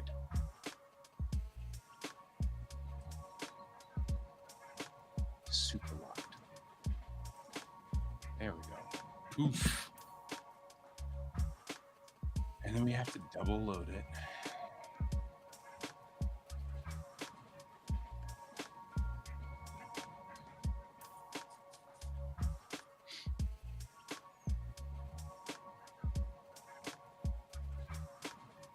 There we go. Welcome back Thank you. To the stage of history. to the stage. Did you ever play Soul Calibur? Long time ago, but yeah. Remember the first thing that you'd select your player or your fighters, and then you'd start the game. And as it was doing the little like pan around both fighters, and they were doing their little warm ups and stuff, the announcer goes, "Welcome back to the stage of history." Yeah, I forgot about that. Yeah. All right, so this God, I is haven't played Soul Calibur in forever. Now that I think about it, I Jeez. love Soul Calibur. It's one of my favorites. It was fun. I had a good time with it.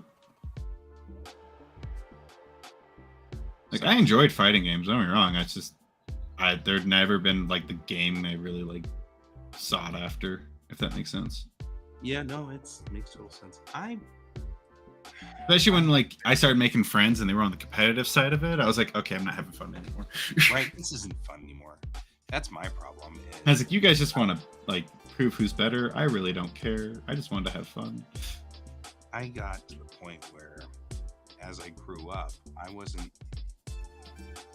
really hot on competition anymore. I'm not a competitive sort, Uh-huh. and so it became more of a problem Later on. as I grew older. Because it was like everybody wanted to fight, and I'm like, eh. And I don't like those games as much anymore. Now, I mean, like my gaming now consists of Kerbal and Sims. I was actually just playing that yesterday. The Sims or Kerbal? The Sims. Yeah. And that is just because I found out it was the base game is free. Yes, it is.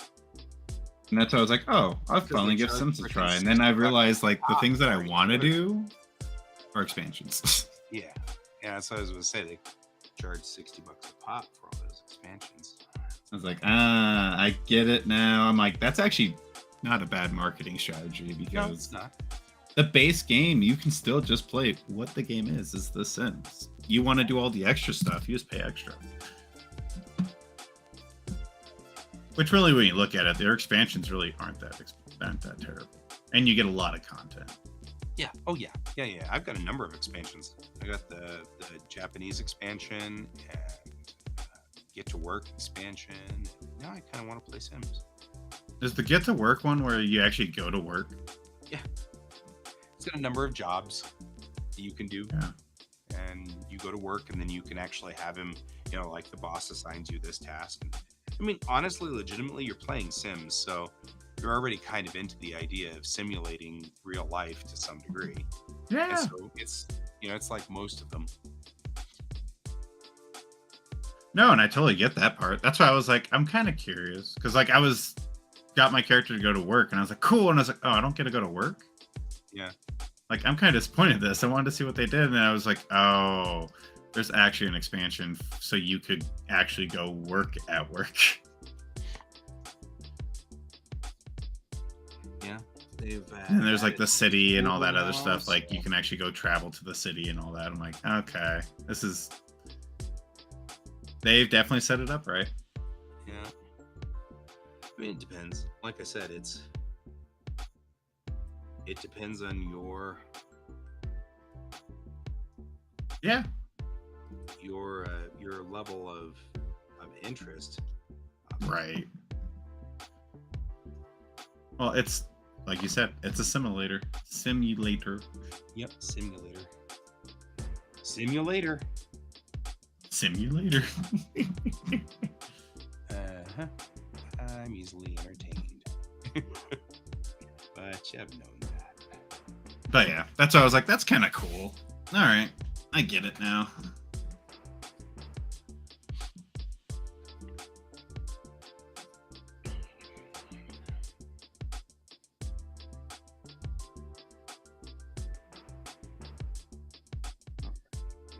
This. And then effectively we are making a blue screen. Here is the B-sod.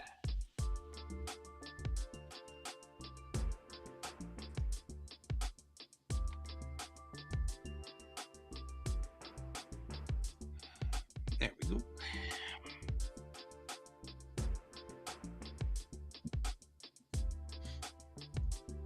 You cannot connect to the net at this time. Generally, this is because of the following problems. 1. Your spacecraft is too far away from a repeater station. 2. You are in high-density H1 clouds. 3. Your communication system is offline. There we go.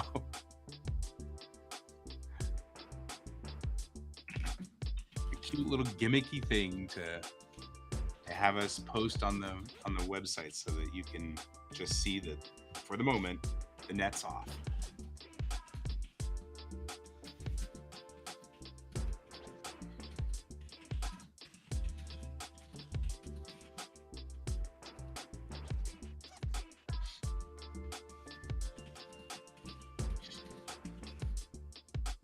I probably should put the logo on here though.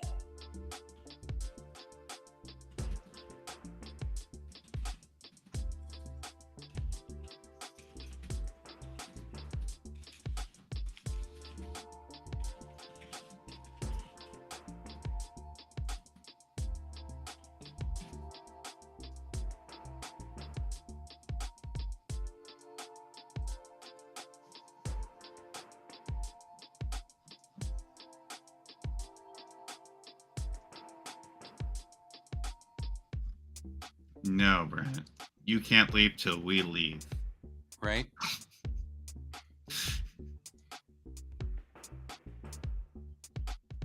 Wait, what?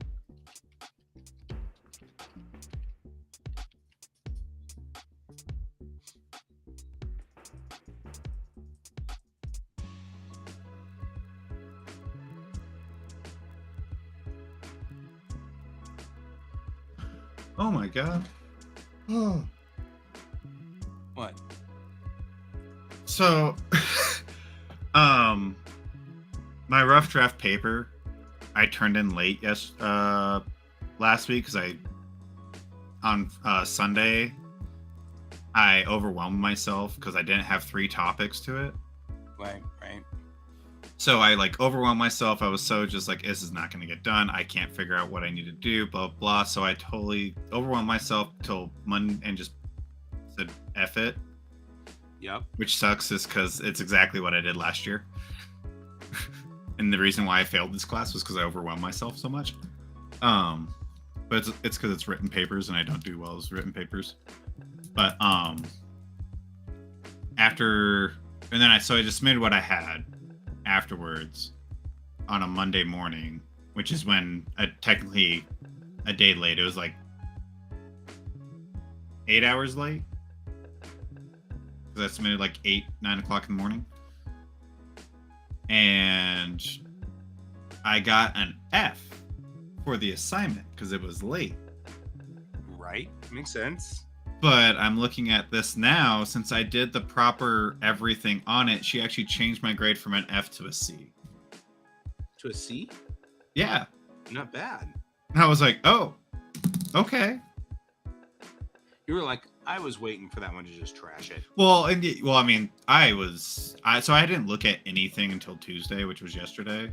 And yesterday when I was talking to you guys, like I was freaking out a little bit on the inside. I was like, I can't afford to fail this class again. I've effed up real bad. Right. Like I was freaking out a little bit, and like my whole day, I was all over a little bit. Like I just was not fully there. Or where I should be, you know. Yeah. But yeah, I was having a day, a little bit. But yeah, I just looked at it today, and she changed the grade to a C because I did all the right avenues.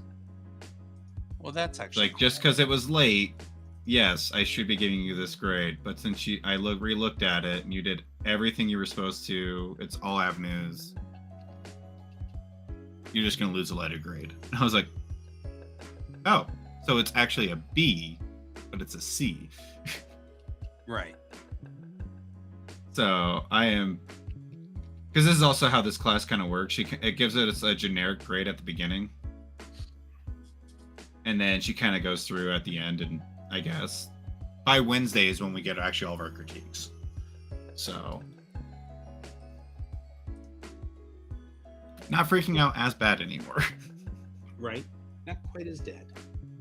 But if I can get this paper fully written this week, then I don't really have to worry that much next week, and I can just focus on this art piece and getting this where I want it, you know?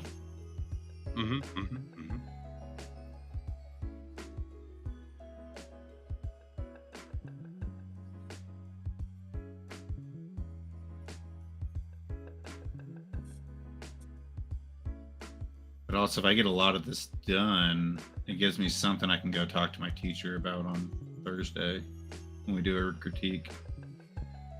Or our meeting. I'm like, cool, I want this to be 100%. I want this to go industry. Like, how do I get there? Tell me what I need to do. You know? Yeah.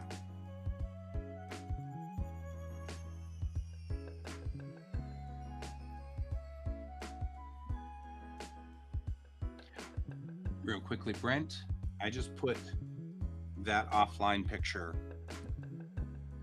in the folder. So this one Brent's at just lunch. says astronet offline. Or did he not go to lunch yet? I thought he went to lunch. Yeah, he came back. And the Brent came back the very next day, and the Brent came back. Oh.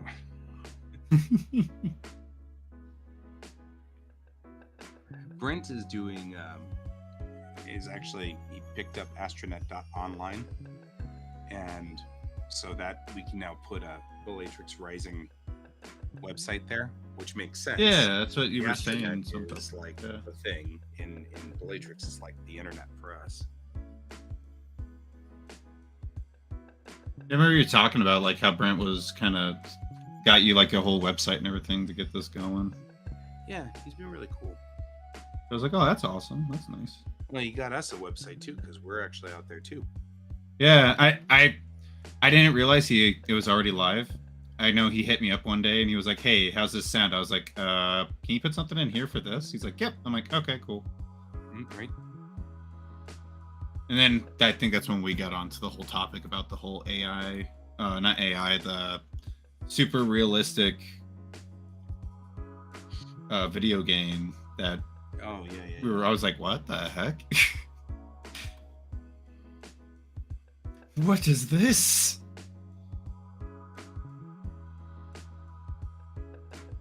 So yeah.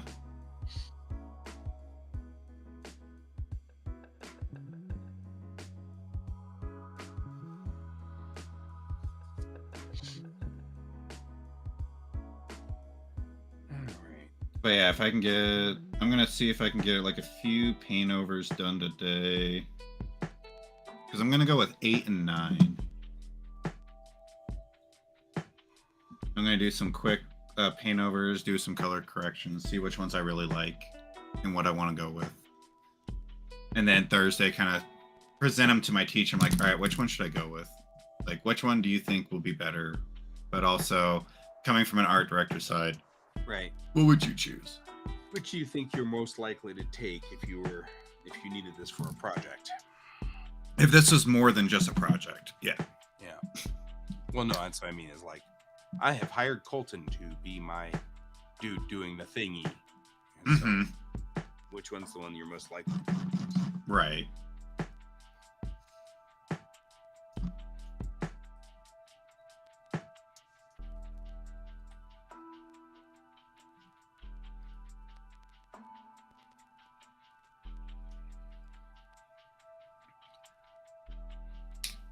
At least make it look nice.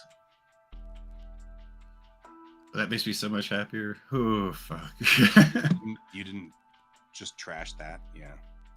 Yeah, I thought I just destroyed my whole grade. Right.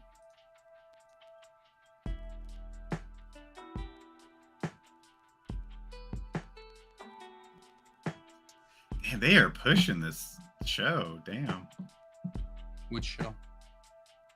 The fashion show for the graduation. So graduation this year for the fashion, or for the fashion department, is always a fashion show. It's a runway. Right. Makes sense. I mean, And literally for the past 3 weeks, I've been getting emails from our school about the fashion show, graduation fashion show, because they're doing it live stream. And I'm like, this is the most you guys have ever pushed this since I've been here. What the heck is going on? It's awesome. But at the same time, this is a lot. You know? Right. I still want to go see it, don't get me wrong, but it's kind of cool that they're actually promoting it, but at the same time, I've never had this kind of promotion for this before. It's kind of weird. Not used to it.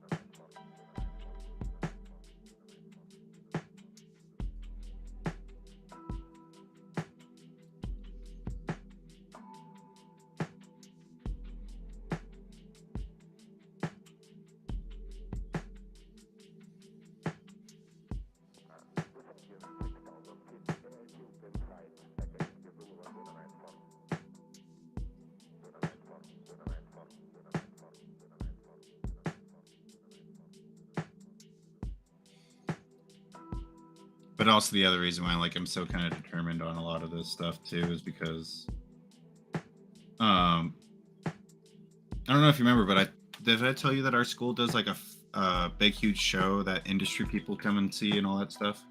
No. Oh. So for students, they do a big show every year called the Spring Show.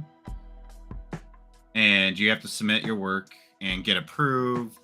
It's a whole competition pretty much between the students. But at the end of it, you get to show your work off to industry professionals. That's pretty much the whole point of it. They'll invite all the professionals that they know, hey, we got all these coming through. If you want to come look at them, please do. A lot of people get internships and critiques, professional critiques and all that through this show. And I submitted, in my department, I submitted 4 pieces and they all got shot down. Oh. I submitted some more to the fine arts department, and just because I really liked them and I wanted to show them off, but I haven't heard anything back from them yet. Right. And that's the part I'm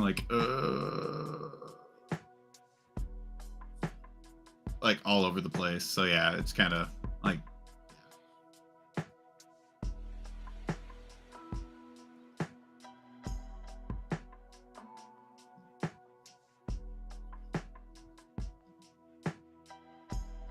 yeah, I was very disappointed. That dragon piece I did, that ice dragon. Mm-hmm. I like that one. That's good. Yeah, piece. it didn't make it through. That's a bummer. That is a hot piece. Did you see the finished piece? Nope. Oh no. Give me one sec. It was pretty hot coming up where you were, though. Yeah, I'll show you here. Hold on.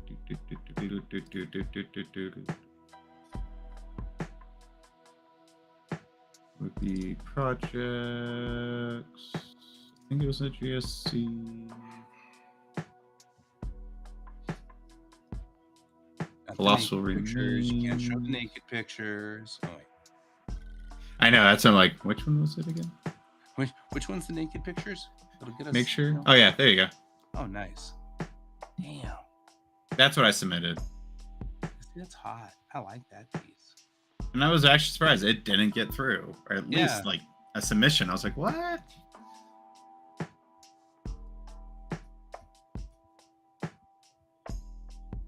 Like I thought I did really well with that, and then apparently not enough to try and get people to look Impress at it. anybody else? Yeah, I know. I was like, wow, okay. Never mind then. Jeez. Right. Where do we go from here?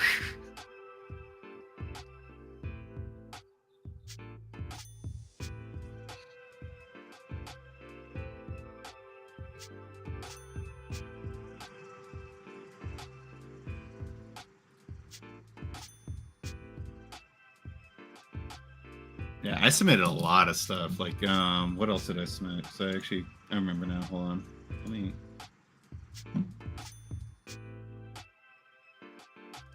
All right, we're just gonna go to my school folder because I remember I created a whole folder for this. Where's the spring show? There it is.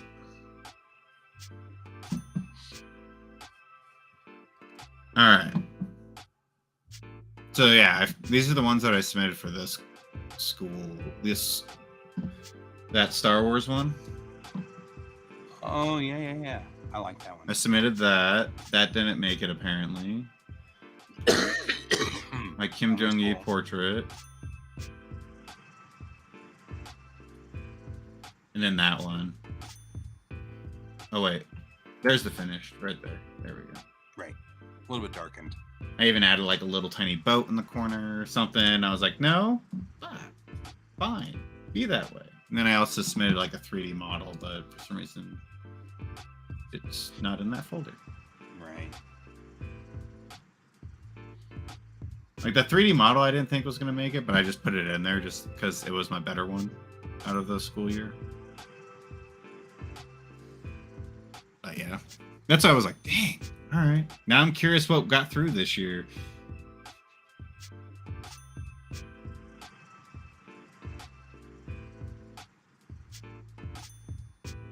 I was looking at last year's stuff that went through, and I was like, all right, I should be able to get some of these through. And apparently not.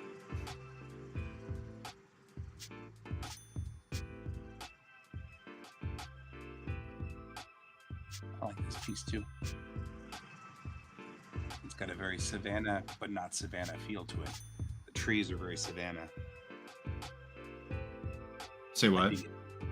I'm just digging the trees. That's all. On this. Oh, my piece. trees? Yeah. Savannah tree. Oh. I get it.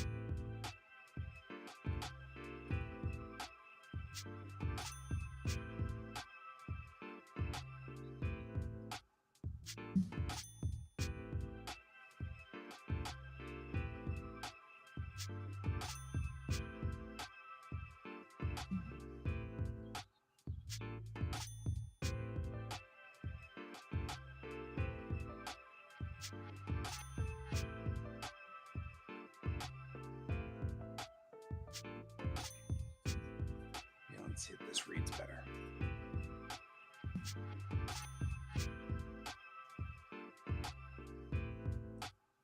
Alrighty. Doctor says it's about the girl. Chang says word around the water cooler is she wants to leave. Doctor says yes. Chang says she's over the age of majority, Doc. No family. She can make her own calls. Doctor says yes. She's past puberty. It's not that. I know you saw it too. And Chang stops. Chang says she's a teenager. It's kind of natural to hold information back. And Doc says, So I ran a few tests and she has mutations. Chang says, mutations? Doc, we all have mutations. And Doctor says, no. These are mutations humans had right up until the Neo-Gothi protocol. Degenerative brain diseases, certain body hair, and mutative cell disorders.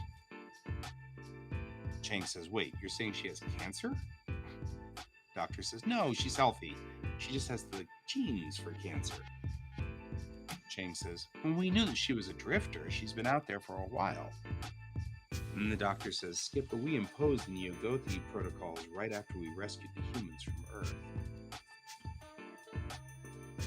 That says it pretty well. I think that's feeling like the doctor's onto something, you know? Mm-hmm.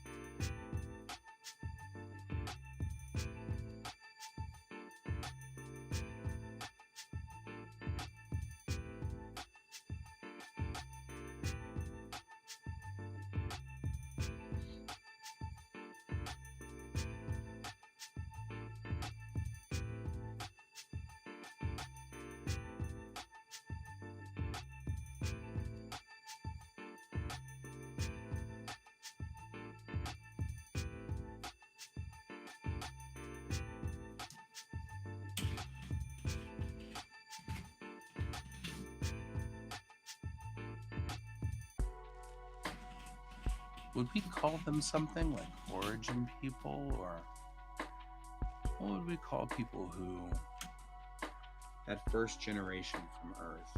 What would we call them? Control H. No, that's not what I wanted. Thank you.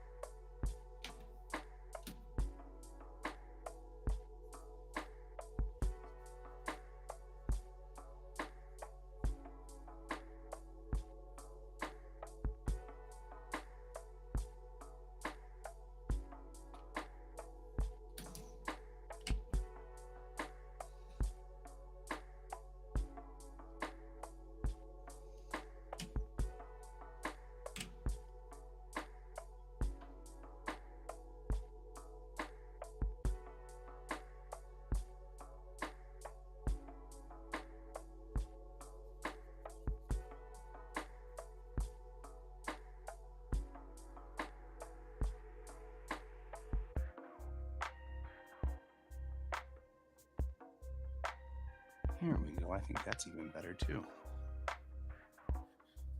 Here we go. So now we come out of that. Okay, we knew that she was a drifter doc. She's been out there for a while. And then the doctor says, Skipper, we imposed the Gothi protocols right after we rescued the humans from Earth. Chang says, so she's... Doc says, Skipper, I think the girl is from Earth itself. Chang, you mean before we left? And then Doc says, before the Titan War. Chang says, you feeling okay? The doctor says, Skipper, do the math. How far is Earth from here? And Chang's like, wow, I don't know, 340 light years, give or take? Doc, and how fast would she have to go to get here 500 years later? Chang, 60% the speed of light. Doc, and how many years is that on board? Stop. Chang doesn't want to believe this. And then the doc says, she looks great for a girl of 380, doesn't she?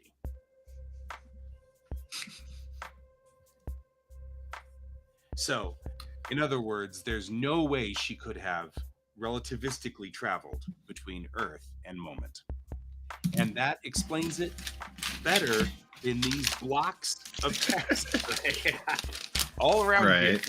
That is a much more simple and easy way to deal with that. It's less chunky, and I still got the technobabble out. Look at me. Whoa, I'm awesome.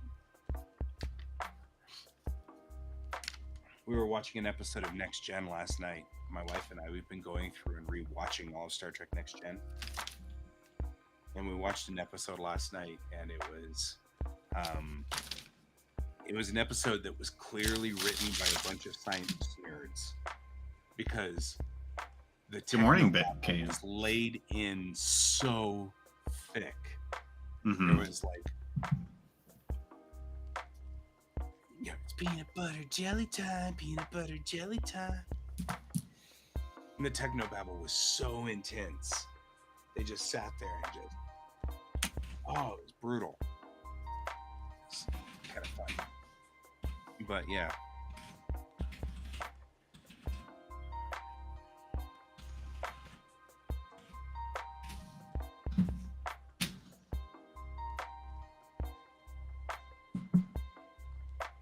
So we've got 2 impact points that the doc is trying to make. And I feel like we need to add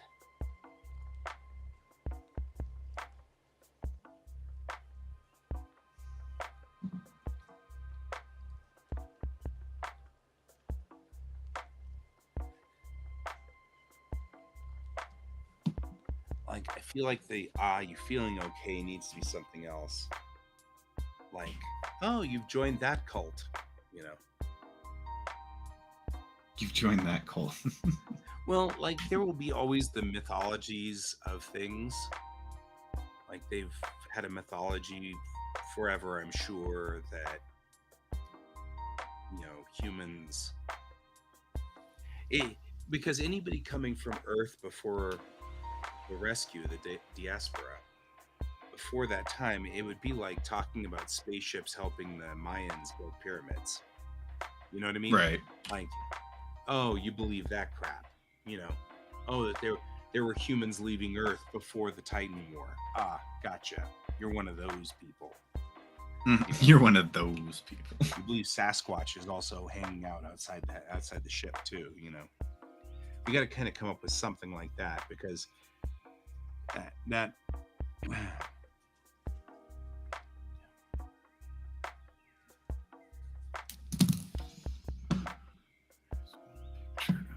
all right, so that's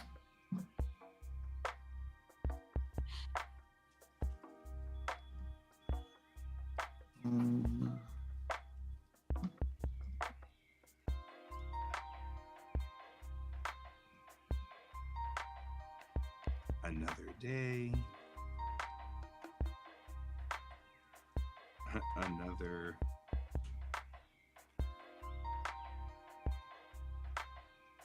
humans left. oh, there we go. More.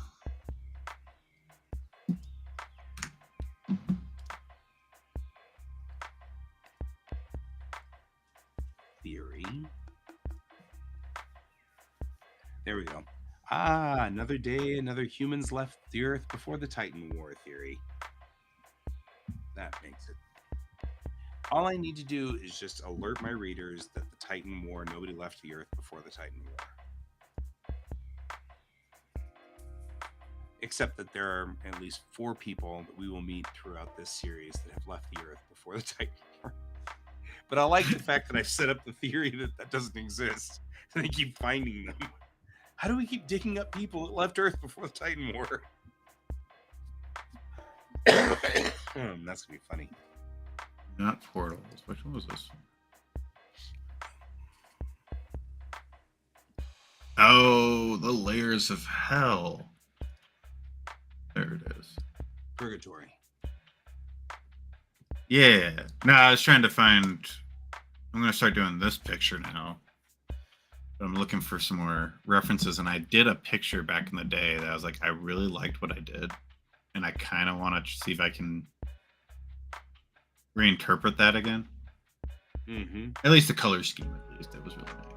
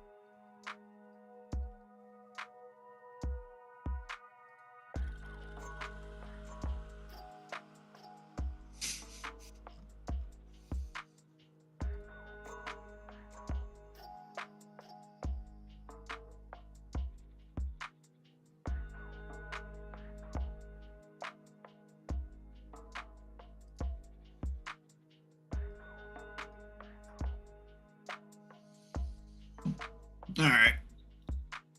I'm going to take a break and do lunch. Yep. I am actually thinking. I think I'm going to probably call it too. We've been on for 4 hours and 19 minutes. So Yeah. I feel like we've done good work today. I'll get 2 more hours tonight and then I actually think I may have buttoned up issue 2, which is good because I really needed to button this thing up. This had a lot of the techno babble and oh, my camera doesn't work. That's Just lost it all. Yeah, you just look at the Eagle Nebula, guys. Just saying, it's the Eagle Nebula. Look, kids, Eagle Nebula. Eagle nibs. So, yeah, I will. But anyway, I managed to get quite a bit of this done, and that's good. I'm proud of that. So, cool. Well, then, my friend, I will see you later. Thanks for joining me. Maybe you Yeah, can join me tonight anytime. if Thank you're you, still guys. running if you want, or you can join me tomorrow, or you can join me If whenever. I'm up tonight, I'll come hang out. If not, I'll be here tomorrow morning, probably. Yeah. If not, obviously. Yeah, pretty much. Cool. Well, then, everybody, thank you for joining me today, and I'll see you this afternoon. And as always, keep your eyes on the stars. Good night. Bye.